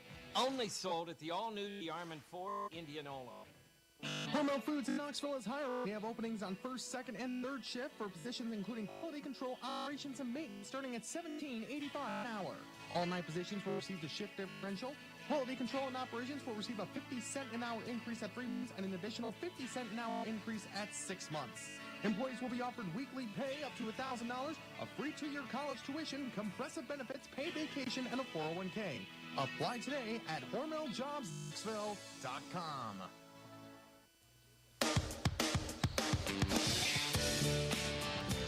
Back here at Knoxville High School as we have reached the second quarter. Knoxville trailing by a score of 18-8. Knoxville will start with the ball and the deficit. Here's a three by Landon Norris. Did everything but go in. And Albia has the rebound. Gavin Grinstead has the ball now. Grinstead, top of the key. Looks around. Gets it to Ratliff. C.J. Ratliff back to Grinstead again. Grinstead on the left side. Throws it to Drew Chance. Chance in the lane. Will drive in. Will lay it up and score. He is by far their best player. And he is got 8 points. And it's 20-8. Landon Norris over to Noah Keefer. Keefer pits it back out to Gabe Clark. Clark back outside to Keefer on the right side. Throws it to Norris. Norris head fake. Goes to Clark. Gabe now sends it to Keefer. Keefer into the lane, falls down, somehow gets back up, puts it up, no good. Rebound, Jack Bertrand. Can't get it, but he goes to the line for a couple of free throws.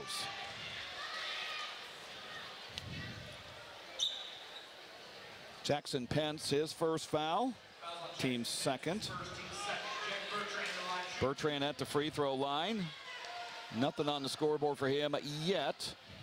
And still nothing as he hits it off the back of the rim.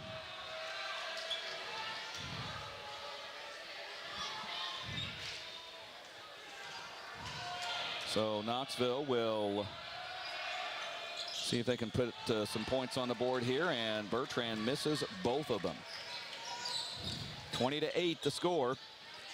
Here is Ratliff inside to Jackson Pence. Out to True Chance, over to Grinstead. Three is rolling around and no good. Keefer has the board for Knoxville. Keefer down the right side. Starts the offense, goes to Gabe Clark, back to Keefer. Keefer fakes a three, down the court, leaves it for Jack Bertrand. He fumbles it, and Albia comes up. Great pass and leave. Jack just didn't have his hands ready for that one. Here's Grinstead on the other end. Ball loose on the baseline, and it's saved, but into the hands of Connor Willis. He'll get it to Landon Norris. Norris top of the key. He'll stop and shoot from three, no good. And the rebound will go out of bounds. It'll be Albia ball. Jay Keller and Caden Smith back in. So it's Keller, Smith, Clark, Willis, and Landon Norris in the contest now for Knoxville. Drew Robinson across midcourt stripe. 6:09 remaining in the first half. He'll lob it inside to Drew Chance, who will go inside, miss the shot, rebound to Landon Norris. Norris across midcourt on the dribble. Top of the key, sends it to Gabe Clark. He'll catch and shoot three. It's no good. Rebound to Robinson. And he has it stolen away by Norris. Puts it up and could not get it. Albia running the other way. Here is Chance. He'll leave it for C.J. Ratliff. An 8-footer from the baseline, no good. And Keller grabs the board. Jay with it across midcourt. Jay on the left side, now goes right side to Connor Willis. Catch and shoot three, no good. Way off the mark there. And Albia has the board. Drew Chance down court to Grinstead, and he can't catch up to it and saves it to Landon Norris. Norris now with the ball on the right side or left side. Puts it to Caden Smith, who easily puts in the layup. Give Landon the assist. Give Caden his first two of the game. 20-10. Panthers within 10. 5:05 remaining first half. Chance walks it up. Guarded by Connor Willis. Goes to the left side. He'll pull up and in and out. Rebound taken away by Sovereign, but he gets it yanked away by Norris. Landon now with it. Inside. Spins a pass and it's intercepted. He wanted to go to Connor Willis, and Connor was... that ball had no chance of getting to Connor at all. Here's Grinstead with it. Grinstead, top of the key. Lobs it to Drew Robinson, inside to Chance. Chance, fall-away jumper, no good. Rebound is chased down by Keller. Jay brings it up across the logo. Top of the key. He has it poked away, but gets it back. Goes over to Norris, and Norris backs out, and they will reset. Norris, and a moving screen called on Jay Keller. He came in to try to set a pick on Drew Chance and just didn't have himself set quite yet. That's his second, team sixth. Keefer and Grubel back in for Knoxville with 4:14. And Drew Chance gets it to Grinstead, and he'll have it across midcourt. Goes to Landon Simpson. Simpson to Chance. Chance inside to Simpson under the basket. Puts it up. No shot. Made it, but it wouldn't have counted anyway. Traveling call. Yeah. Good defense here by Connor Willis. Yeah, good job walling him off, going straight up by Connor there, and just Simpson didn't have anywhere to go. Noah Keefer brings it up. Noah, top of the key, goes to Jay Keller. Jay lobs it to Mike Grubel. Grubel, nice pass to Caden Smith. I cannot believe that was a foul, not a foul. Got to be a foul or a jump ball. It's gotta be something. Grief. I mean, that was in front of God and everybody. On the other end, Adam Sheffield, and he gets fouled. I believe that's Jay Keller. If that's the case, that's his third. Yep, that is on Jay. That is 3 on him. So he will be on the bench for the remainder of the half. And it's also 1-1, 7th team foul on Albia with 3:37 remaining. In case you missed it, presented by the Knoxville Hospital and Clinics. Neither team really offensively lighting it up in this second quarter. 2-2 is the score in the second quarter after an 18-8 Albia first quarter. That's in case you missed it, presented by the Knoxville Hospital and Clinics. Sheffield makes the free throw. And he'll have the bonus. Stay tuned for the People's Bank Radio halftime show. We'll talk to girls coach Matt Richard after that 15-point victory over Albia earlier tonight. Sheffield makes them both. He's got 4 points, all on free throws. 22-12, 22-10. Here's Landon Norris. Dumps a pass to Caden Smith. Out to Connor Willis. A 3 in and out. Rebound to Albia.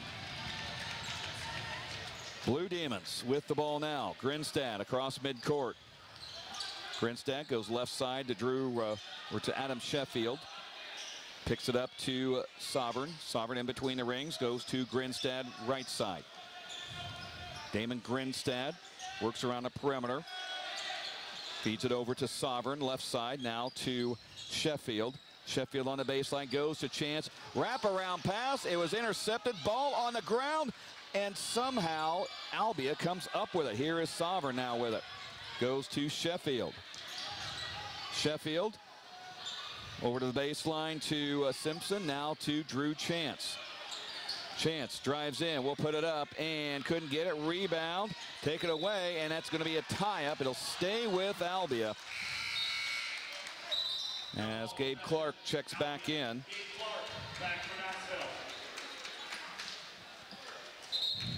So Drew Chance will be at the free throw line. But before that, or we'll trigger it in, before that we have a DeArmond Automotive timeout, a 30-second timeout called by Kevin Archer of Albia. 2:35 remaining in the first half, 22-10 Albia. What I've known or have caught on to also, Trent, is Knoxville's going one and done on their end. Yeah, I don't see very many offensive boards right now. No, Albia has controlled the glass. Not a lot of doing okay defensively, but our shot selection has not been very good. We're taking a lot of long shots with hands in the face, dribble the length of the floor, pull up and shoot, and those shots aren't going to go in, and they're rarely going to go in at a high percentage. We got to do a better job looking for quality shots here to trim away at the lead. 2:35 remaining in the first half, 22-10. Albia with the lead over Knoxville. Jackson Pence reporting in, but they are not going to let him or C.J. Ratliff in until the next dead ball. Here is Grinstad with the ball on the left side, goes to Adam Sheffield.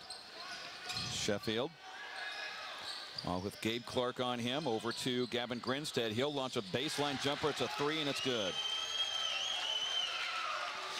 Grinstad has his 11th point. On the other end, ball in, Noah Keefer, count it, put him on the line. 5 for Noah Keefer now. That foul assessed on Drew Chance, his first, team's third. And Keefer will be at the free throw line for a 3-point play opportunity. Jack Bertrand coming in. Caden Smith will head to the bench. Carson Unimark also in for Mike Grubel. So it's Bertrand, Unimark, Keefer, Norris, and Clark in white uniforms on the floor for Knoxville. Keefer's first shot, or a shot on the way, and he rolls it in. 6 points for Noah Keefer, and it's 25-13 as the Albia lead trimmed to 12. Drew Chance will get it across the midcourt stripe. Over left side, knocked out of bounds by Keefer. And watch out there, pep band. Some of the alumni and the current members almost had a little disaster there. Never Now, pleasant to catch a ball to the face if you're not paying attention. or in the bell of your tuba either. True, true. Pence with the ball. Pence, long three, no good. Rebound by Keefer, and he saves it off of Damon Sovereign and out of bounds. And he ends up at the padding along the wall there. So Knoxville will get it with 1:48 remaining in the first half. Landon Norris has the ball, top of the key. Norris goes to Gabe Clark. Clark right side. Clark on the baseline. Lobs it out to Utermark. Carson over to Noah Keefer. Keefer spins a pass inside to Jack Bertrand. Jack puts it up, gets it blocked. And Albia has it. Ratliff has the ball all the way down court to Grinstead. He lays it in. Gavin Grinstead has 13 points, and it's a 14-point advantage for the Blue Demons. Keefer on the other end, goes out to Utermark. Carson on the right side. Gives it to Clark. Gabe now inside to Jack Bertrand, outside to Keefer. Fakes a three, drives in. Will put up the runner from 8, no good. Rebound, tapped away. Albia has it. Grinstead on the dribble. Grinstead goes inside to Drew Chance. Chance fakes, puts it up and in. That was too easy. Drew Chance has 10, and this game is starting to get away from Knoxville, 29-13. Here's Landon Norris, drives in, puts it to Jack Bertrand, who lays it up and in. Give Landon the assist, give Jack his first two. 29-15 now with 30 seconds remaining. Here's Gavin Grinstead with the ball. Looks like Albia probably has, if I know Coach Archer as well as I do, will probably melt it down for the final shot. Drew Chance has the ball baseline. No, he's going to turn around and shoot it and score. I suppose he's got the green light to do that. Here's Landon Norris with the ball. 10 seconds remaining for Knoxville. Over to Gabe Clark. Clark to Bertrand. Jack over to Carson Utermark. Wide open three is no good. He missed everything. Ball is retrieved by Keefer, but time runs out. Halftime has arrived, and Albia in control, 31-15 over Knoxville. We'll be back for the People's Bank Radio Halftime Show right after this. You're listening to Knoxville Basketball from the Knoxville Hospital and Clinic's radio broadcast booth on KNIA. Hi, I'm Robert Poppy, ag lender at Marion County Bank. We salute the farmers and their families in Marion and surrounding counties. We know that for today's farmers to be successful, it takes more than just hard work and dedication. It takes a commitment. At Marion County Bank, we're committed to our area farmers' success too. As our area's leading ag bank, we invite you to visit with one of our ag loan officers at our Peller, Knoxville office for all of your ag lending needs, concerns, and opportunities. We have the experience and expertise to help with your farming operation. Marion County Bank, serving you, building community. Member FDIC. Good Samaritan Society in Indianola is committed to providing an unprecedented level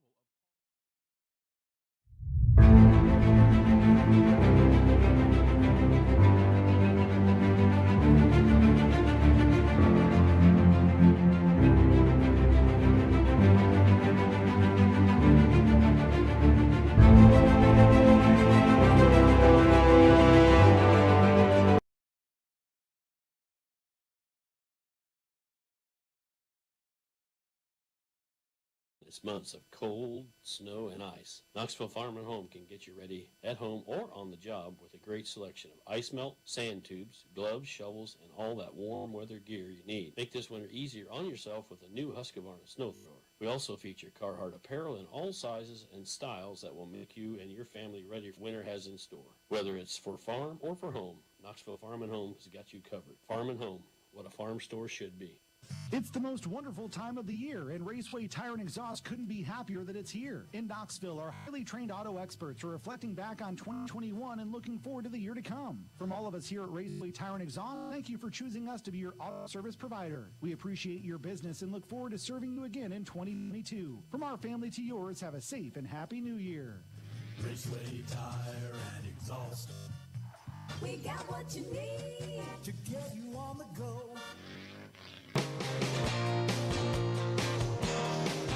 Back here at Knoxville High School on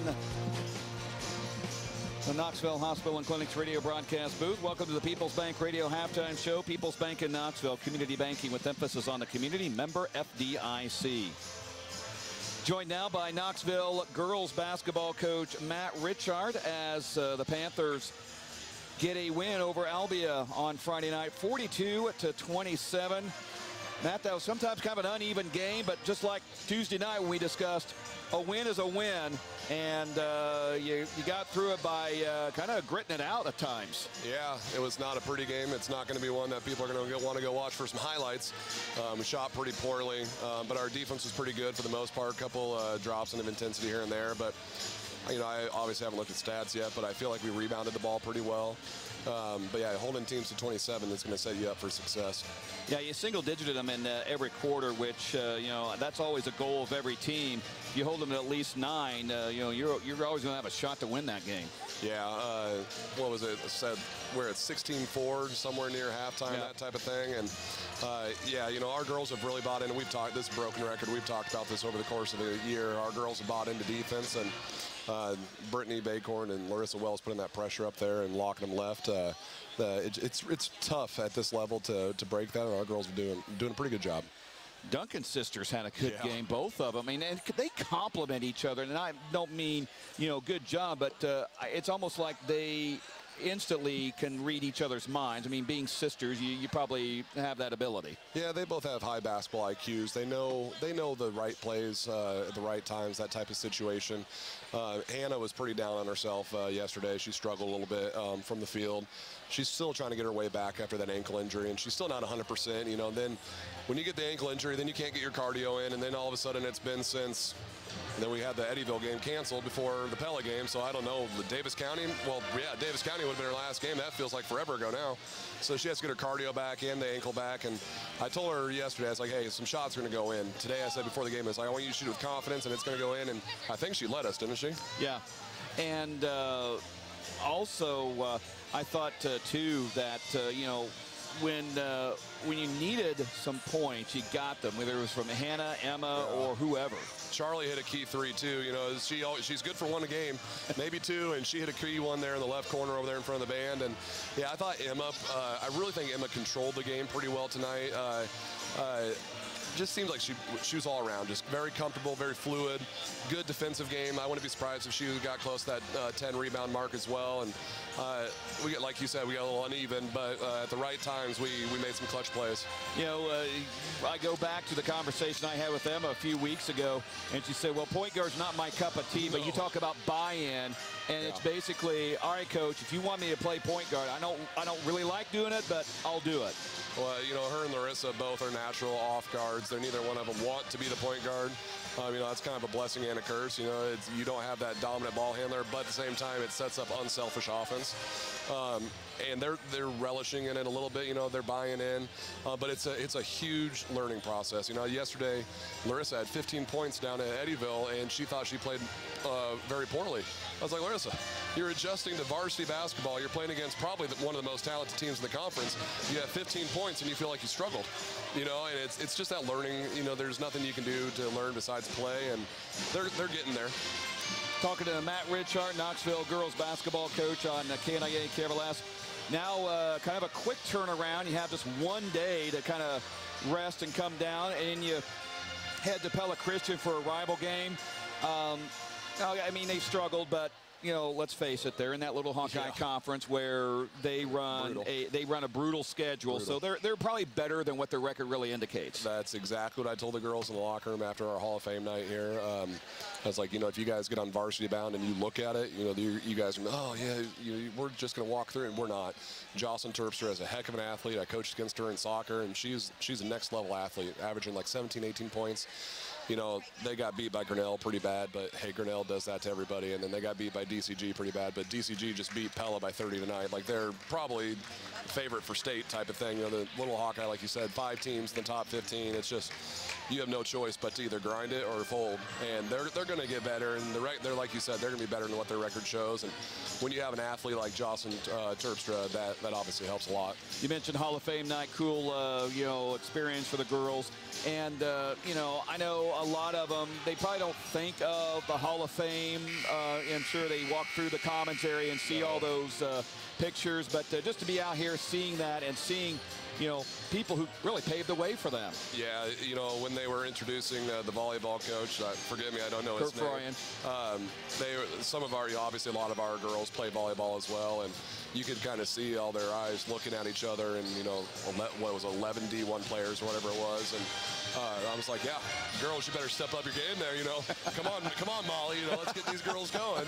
Little shout out to Molly right there, but you know, it's just it's amazing the level of success that a relatively small school like Knoxville's had, and yeah, you know, when you walk out in the commons there and you see all the Hall of Fame stuff, you know, the kids just get so used to it because there's kindergartners running around right now, you know, and they're just used to those pictures, but then you hear the stats and stuff that they put up, and it's pretty remarkable. Well, best of luck to you on Monday. We'll see you on Eagle Lane. Yeah, thank you. That's Matt Richard, Knoxville girls basketball coach. We'll be back for more right after this on KNIA KRLS. When all you see is numbers, we'll tell you what's deductible and what's not. When all you see is numbers, we'll find a better way to structure the transaction. When all you see is numbers, we'll help you run your business more efficiently. When all you see is numbers, come see the tax and consulting professionals at Cron Russell CPA in Knoxville, Iowa. Call today at 842-5821. You see numbers, we see opportunities.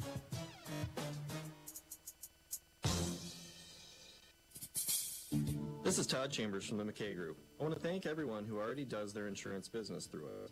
I want you to know that we've added a lot of carriers over the past couple of years, and we now have more plans and options than ever before. So if you haven't had us review your coverage lately, please give us a call and let us do that. For those who aren't insured clients already, please give us a call at 641-842-2135. This is the best time ever to let us shop your insurance for you, and we would love to earn your business. We're back, and we are handing out even more scholarship money in 2022. Community First Credit Union is awarding $48,000 in scholarships to our members who are planning to attend college or vocational school this fall. If that's you, apply today by visiting cfirstcu.com for a chance to earn free money towards your education. Deadline to submit your application is March 15th. Community First Credit Union is federally insured by the NCUA. The Hy-Vee branded QR code using the Hy-Vee H logo is a great place to go to find all the deals at your local Hy-Vee store. If you're not using it, you're missing out. And nowadays, QR codes are really easy to use. You don't need a special app, just follow these easy instructions. Open the camera on your smartphone, aim it at the H QR code, tap the link that pops up, and get all the great Hy-Vee deals. You can do it when the H pops up on your TV, or when you see it in the paper, or when you're shopping in the store. Use the H QR code for great deals at your local Hy-Vee. Ready to start the third quarter play here in Knoxville. 31-15, Knoxville trailing Albia. Great night of basketball and Hall of Fame night as well. Knoxville alumni / current pep band members. Meredith Tipping, what a great job that was. That was a really nice idea. Couldn't do it last year, of course, with COVID, but I think this should be an annual thing on Hall of Fame night. Here's Gabe Clark, catch and shoot three, no good. And the ball goes out of bounds. It will stay with Knoxville. Well, Knoxville couldn't buy one in the second half last night. We'll see if the Panthers' fortunes reverse themselves. Here is Jack Bertrand in the lane. Puts her shot up and in. Well, there's a start. 4 points for Jack. Noah Keefer led the Panthers with 6 points in that first half. 31-17. Albia's lead cut to 14. Here's Drew Robinson with the ball. Gets it into, or outside to Drew Chance. Chance now will drive in. Will put it up and score. Drew Chance with 14. Gavin Grinstead led the Demons with 13 in that first half. And a steal by C.J. Ratliff. He'll drive in. He will lay it up. Got it in the foul. Ratliff with 4.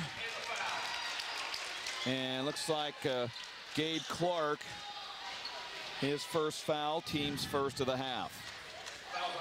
Ratliff at the line, looking for point number 5.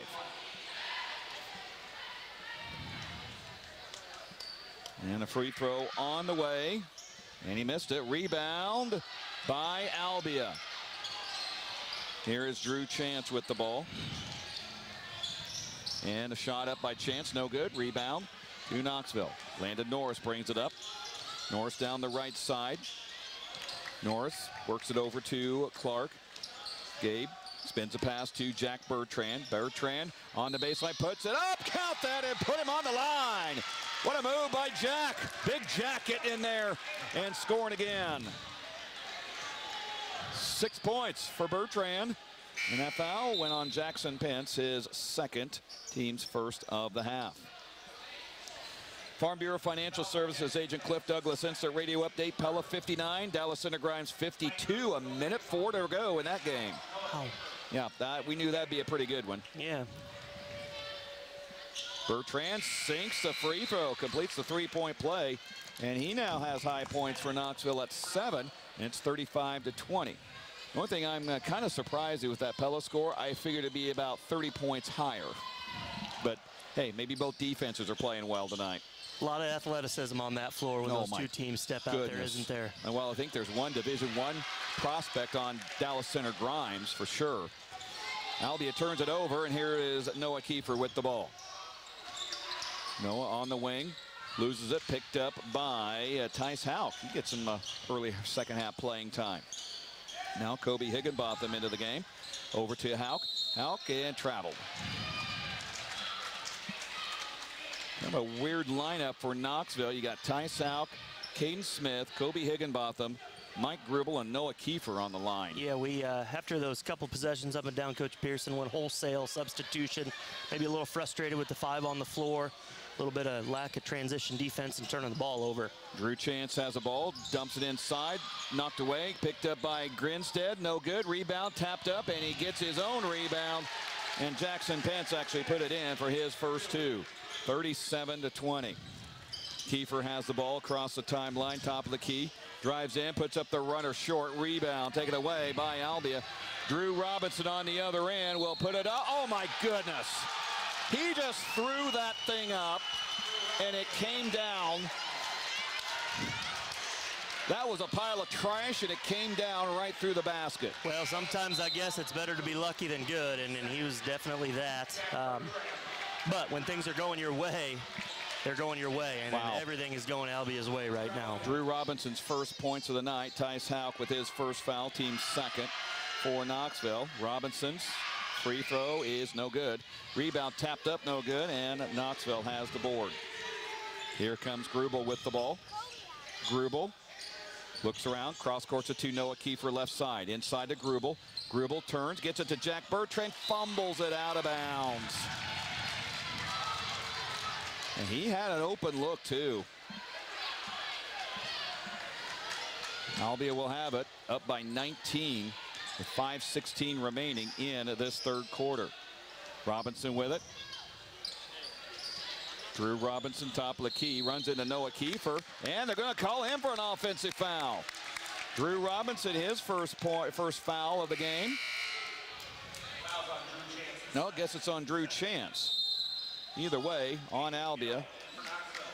And a DeArmond Automotive timeout called by Troy Pearson. 30-second timeout, 5:08 remaining in the third quarter. 39-20, Knoxville trailing Albia here in this third quarter. In case you missed it, presented by the Knoxville Hospital and Clinics. Albia has controlled this game from the outset, getting up as high as 19 is the biggest lead of the game so far. It was in case you missed it, presented by the Knoxville Hospital and Clinics. Reminder, Monday we will be in Pella Christian for the clash between the Eagles and the Panthers. Girls, I think, have a pretty good shot that game. Boys, oh boy, tall, and I do emphasize tall order. Yeah, tall and athletic. It's not tall and slow when we go up there Monday night. It's tall and athletic. It's a Pella Christian forest. Yes. Noah Keefer has the ball now. Keefer go over to Caden McGill, his first action of the night. Goes over to Keefer on the right side, out to Grubel. Grubel from the elbow, gets it out to McGill, now to Keefer again. Keefer dumps it to Jack Bertrand, backs down, puts it to Grubel. Give Jack the assist. Mike, his first 2. Smart move there by Jack. I don't think he thought he probably didn't have much of a shot there, and he saw, hey, Mike's open, I'll just give it to him. Drew Chance with the ball now. Chance on the left side, gets it to Drew Robinson. Robinson to Jackson Pence across top of the key, over to Robinson. Lobs it inside to Chance. Chance, a wraparound pass to C.J. Ratliff, missed the shot, rebound to Jack Bertrand. Noah Keefer has the ball now across midcourt. Keefer on the right side. Keefer drives into the lane. Trav gets it out to Grubel. Now here's Jack Bertrand. Bertrand puts it up. Good! Jack Bertrand starting to heat up. He's got 9. 39-24. Need more of that to get back in this game. Drew Chance now with it. Over to Drew Robinson. Inside to Chance. Drew to Drew to Drew. And Chance gets his 16th point. Now Noah Keefer has it. Keefer drives in. Well, lay it up and score. Knife down the lane, and Noah's got his 8th. 41-26 now the score with 3:28 remaining third quarter. Chance now with the ball for Albia. Chance, left side, into the lane, turns, shoots, good. My gosh. Is there a defense that can stop that kid? I'm not saying Knoxville, anybody. He's been doing this his whole career. One-on-one, not. You know, if you're going to play him one-on-one, like my good friend Stephen Ward would say, you're going to stuff that thing up on the stat sheet like grandma's lasagna. And he's doing just that. Keefer missed on the other end for Knoxville. Chance back on the other end, and he scores again. Goodness gracious. That was a good shot. Yeah, that was just an athletic move.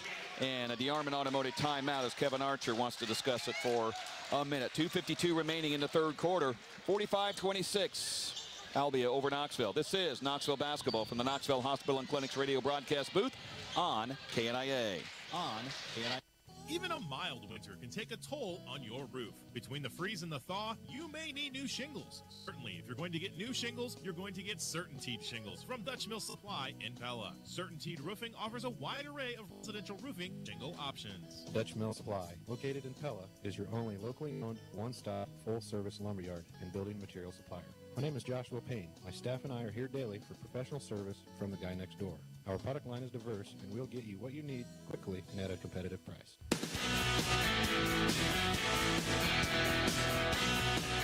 Back here at Knoxville High School as the Panthers trail Albia 45-26 with 2:52 remaining in the third quarter of play. Farm Bureau Financial Services agent Cliff Douglas instant radio update with 10 seconds to go. Pella leads Dallas Center Grimes 60-57. The Knoxville ball. Landon Norris, Caden Smith, Caden McGill, Kobe Higginbotham, and Jack Bertrand. With the ball is McGill. He'll lob it to Bertrand, and he threw it away. He wanted to go to Smith, but stepping in front of him was Adam Sheffield. On the other end is Sovereign, and he missed it.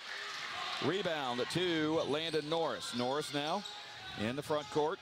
Goes to McGill. Wrap around to Bertrand, and it was poked out by Jackson Pence.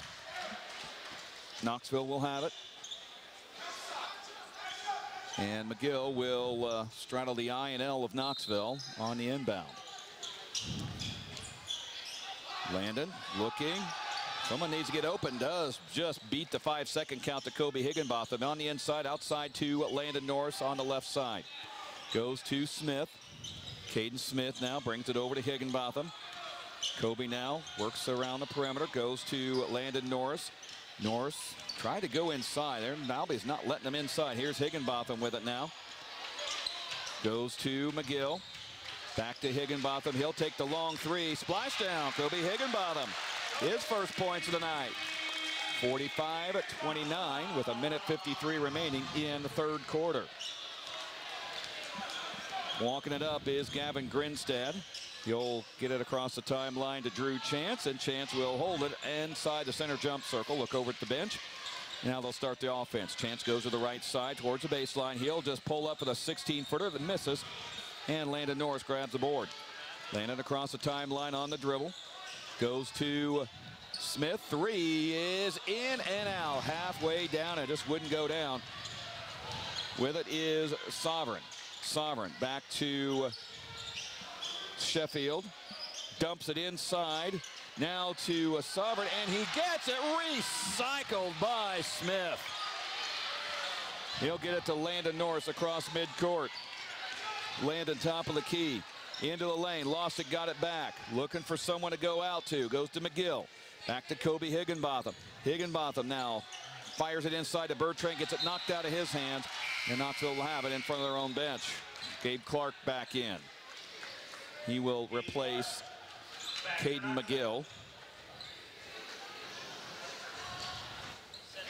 Landon Norris to trigger in, does to Kobe Higginbotham. 50 seconds remaining in the third quarter. Hands off to Gabe Clark. Clark will stop and pop from three. No good. Missed it badly. Rebound to the Blue Demons. Here is Grinstead with the ball. Down court to Sheffield on the baseline. Back to Grinstead on the left side. Drives in, will lay it up and score. And he's going to the line. 15 points for Gavin Grinstead. And the foul went on Caden Smith. That is his first, team's third. And C.J. Ratliff will come into the game. Jay Keller coming in for Knoxville, replacing Higginbotham. With 34.6 to go, Noah Keefer will check in again. He will replace Caden Smith, so it's Norris, Keefer, Bertrand, Keller, and Clark on the court for Knoxville.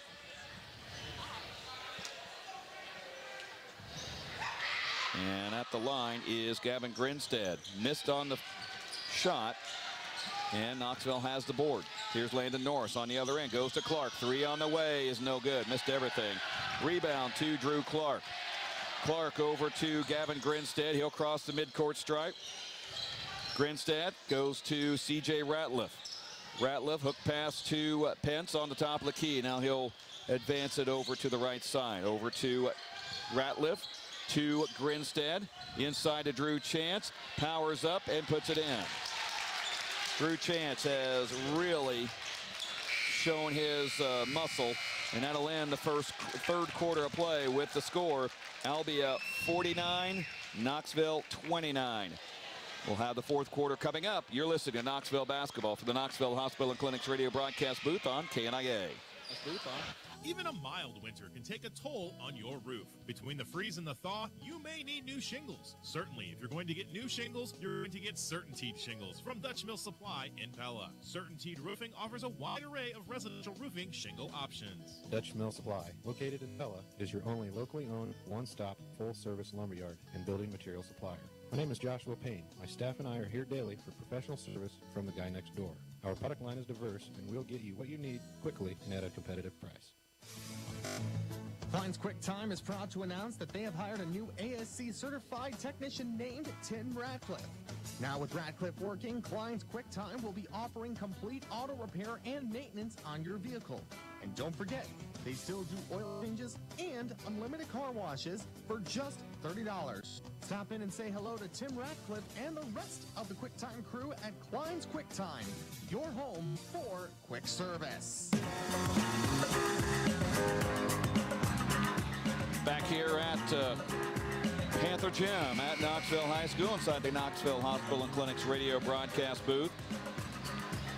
It was interesting. Both the student sections were doing the exact same cheer. And you know what? Both student sections have really been into it from the start, even the girls' game. Yeah, they've done a nice job tonight. It's nice to see students show up. They just add that level of intensity to the gym. Albia with a 20-point lead, 49-29. Dump pass into Jackson Pence. He gets it, and he gets fouled. He'll go to the line. That's his fourth point.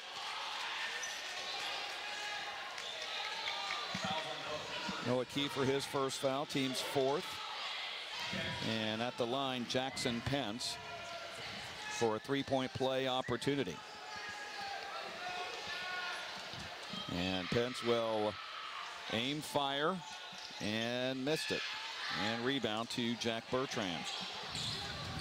Landon Norris brings it up across midcourt.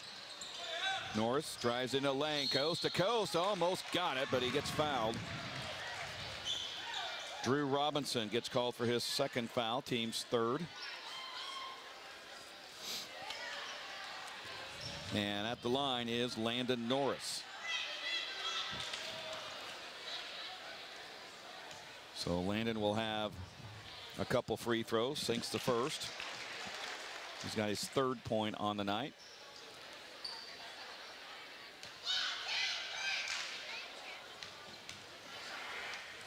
Second one on the way, and he missed that one.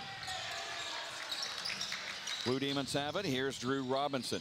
Dumps it into Jackson Pence. Pence turns around over Jack Bertrand. Jack might have adjusted that shot, but Ratliff gets the ball back. Pence has another shot at it. Rebound to Jack. He really got that one. And Noah Keefer has the ball. Down to Gabe Clark. Catch and shoot three. Baseline. No good. And a foul on Knoxville for the rebound. Landon Norris, his second, team's fifth. And Drew Robinson hits the timeline. Robinson goes to the right side, goes to Chance. He'll put up the shot, no good. Rebound taken away by Albia. Shot back up and in by C.J. Ratliff. C.J. Ratliff with a 6 point, 53-30. Noah Keefer has it to Gabe Clark. Clark towards the baseline. Will pull up for the shot. Good. Gabe Clark, 5 points for him. And he cuts the lead down to 21. Drew Chance walks it up to the midcourt stripe. He'll advance it to down the middle of the lane. Stops, gets it out to Grinstad. Grinstad, top of the key three. No good. Short. Rebound to Chance. Drew Chance powers back up. Couldn't get it. But he has a couple of free throws.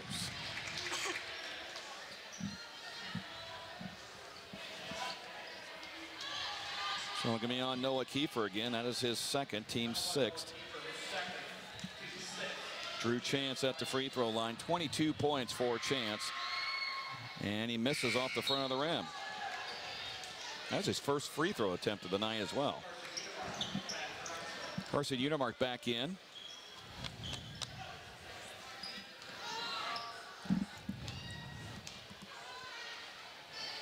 And Chance's second free throw is around and in. 23 for Drew Chance. And Landon Norris will bring it up. Norris in between the rings. Will take the three. It is good. He rattled that in. Landon Norris has 6 points. 54-35. Lead below 20 now. Drew Robinson has it on the left side. Robinson goes to Pence. Jackson Pence inside to Drew Chance, and he had that one easy. 25 for Drew Chance. He has really come alive in this second half. Not that he wasn't in the first half. He just really looked a lot better. Here is Carson Unimark. Catch and shoot three is no good. Rebound is in the hands of Albia. Robinson now with it on the right side. Robinson goes to Gavin Grinstead. Grinstead gets it to Chance, lays it up and in on the baseline. 27 for Drew Chance, 58-35 now. Norris has the ball, lost it, and picked up by Robinson, sends it down to Chance. Chance will lay it up and score. 29 now for Drew Chance. He has 17 of his 29 in this second half. As the clock ticks under 5 minutes, and Troy Pearson calls a D. Armand Automotive timeout. Full timeout by Knoxville. 4:56 remaining in this third or fourth quarter. 60-35, Knoxville trailing Albia. This is Knoxville basketball from the Knoxville Hospital and Clinics radio broadcast booth on KNIA. Hey, Lori, small town living is something we know a little bit about here in Iowa. We sure do, Mark. The Coffee Connection in Knoxville is that comfortable, familiar place that welcomes you with your favorite cup of coffee you've grown to love. The Coffee Connection is also the perfect place to meet with friends and enjoy some hometown delicacies. Stop in today and try our popular breakfast burrito or our favorite bagel sandwich. Like us on Facebook and follow us on Instagram to stay up to date on our weekly specials. The Coffee Connection on the north side of the Knoxville Square. More than just coffee.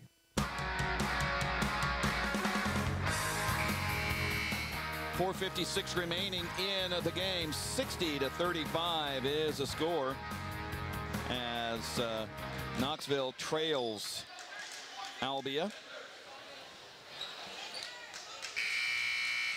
Still haven't seen a score for a final score from Pella. Last check, it was 60-57 with 10 seconds left. Final in the girls game, it was Pleasantville 43, I-35 39. Here's Landon Norris with the ball. Norris, top of the key. Norris drives in, gets it to Connor Willis. Give Norris the assist. Connor, his first two of the game. 60-37 now. 4:43 remaining in the game. Drew Chance with the ball across midcourt. Chance over on the left side gets it to C.J. Ratliff. Ratliff now to Sheffield up top. Sheffield gets it to Chance on the block, goes inside to Jackson Pence, scores easily. Jackson Pence has 6, 62-37. Udemark with it to Noah Keefer baseline. Keefer goes to Clark.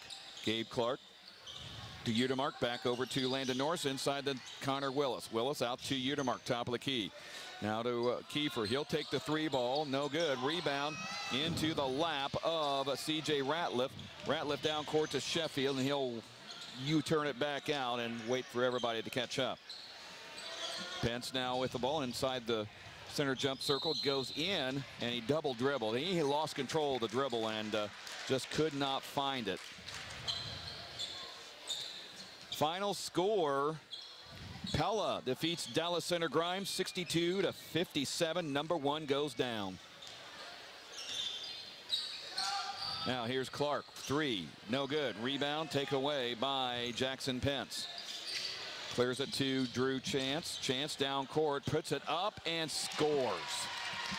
I mean, that was a determined, I'm not going to get stopped. Try to stop me type of play. Now here's Noah Keefer. Drives in. On the baseline, cut off. Gets it out to Clark. Gabe Clark over to Keefer in the corner. Curls it back around. Count that and put him on the. Oh, they're going to call. They're going to call. Yep, that's going to be an offensive foul, I think. No, it isn't.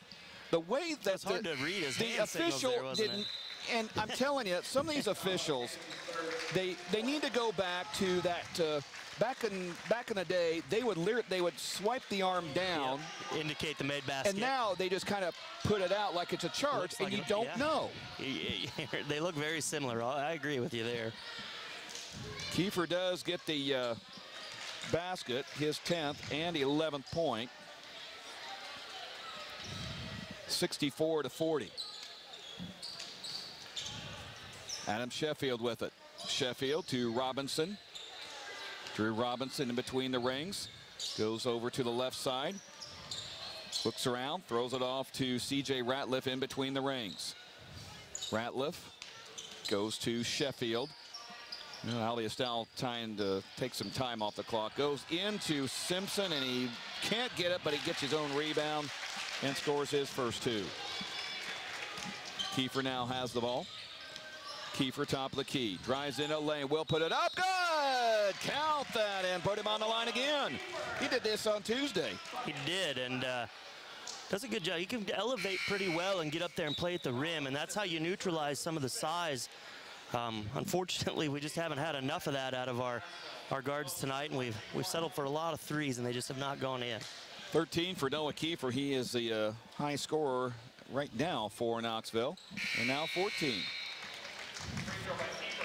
Tice Houck back into the contest. And Tyler Carney into the game as well. Tyler Kearney in for Knoxville. Now, how is he and Ashley brother, sister? They are. Yep, okay. siblings. Yep. Yep. Sister Ashley had a magic moment in the JV girls game. Got the buzzer beater to give Knoxville the win earlier tonight. Here is Drew Robinson over to Ratliff. Now Ratliff goes to Landon Simpson on the baseline. Ball tipped up in the air, and Tice Houck comes away with it. And he'll bring it up across midcourt. 2:10 remaining in the game. Gets to Kobe Higginbotham. Goes to Kearney now. Tyler Kearney throws a pass to Houck, and he just couldn't get. He had the right idea. He was looking for John Butel there on the back door, and John kind of started and then just stopped his cut and wasn't looking for the ball. And then activities director Ryan Paulson got a face full of Tice Houck as he's standing under the That's good. main Looks like scoreboard. he's falling asleep over there, so he needed something to wake him up. Oh. Well, he got it. He did some reffing over at the middle school with the other games going on, so saw him at the luncheon today as well. Yeah.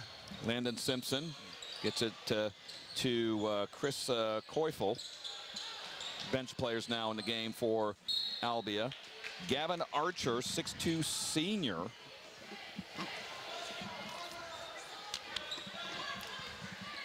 Not sure if if at all, if he's related to Kevin Archer. I would assume there's a connection there of some sort. Yeah, I don't know. Hunter DeMoss in the game. He'll lay it up no good. Rebound to Tyler Kearney with 1:26 remaining. Down court, here's Kobe Higginbotham. Higginbotham spins in a lane, puts it up. Good. Wow. Nice move there by Kobe Higginbotham for his 5th point. I tell you what, Kobe has some athleticism. He can elevate, he can move. If he can kind of figure some things out, he could be a key contributor on that varsity squad down the stretch. Sheffield with the ball for Albia. Sheffield ran into his own man, but somehow kept the ball. And gets it to Archer. Now over to Keufel. Keufel, a 3 is in. You believe that? Tell you, everything that they've needed. And then they've worked hard to get the bounces, but man alive. Albia's played well. I mean, Yes, let's not, let's not take that away from him. Here's a 3 by McGill. It's no good. Into the lap of Higginbotham. Higginbotham into the lane. He gets fouled. Now, Albia and Eddyville are probably the 2 favorites in the conference this year on the boys' side. And I can't recall if they have played already this year. I believe they have. And Eddyville came out on top, obviously, with Albia's lone loss in the conference. Higginbotham on the line. Simpson with the foul. And Higginbotham misses on the first one. 34.4 seconds remaining. And he makes the second one. 6 points for Kobe Higginbotham, 69-46. With it is Hunter DeMoss. DeMoss will shoot a 3. Way off the mark. Rebound. Put back no good by Simpson. And a foul on Knoxville. That'll be on Higginbotham, his first. 7th on the team. And Landon Simpson at the free throw line. First one on the way is no good.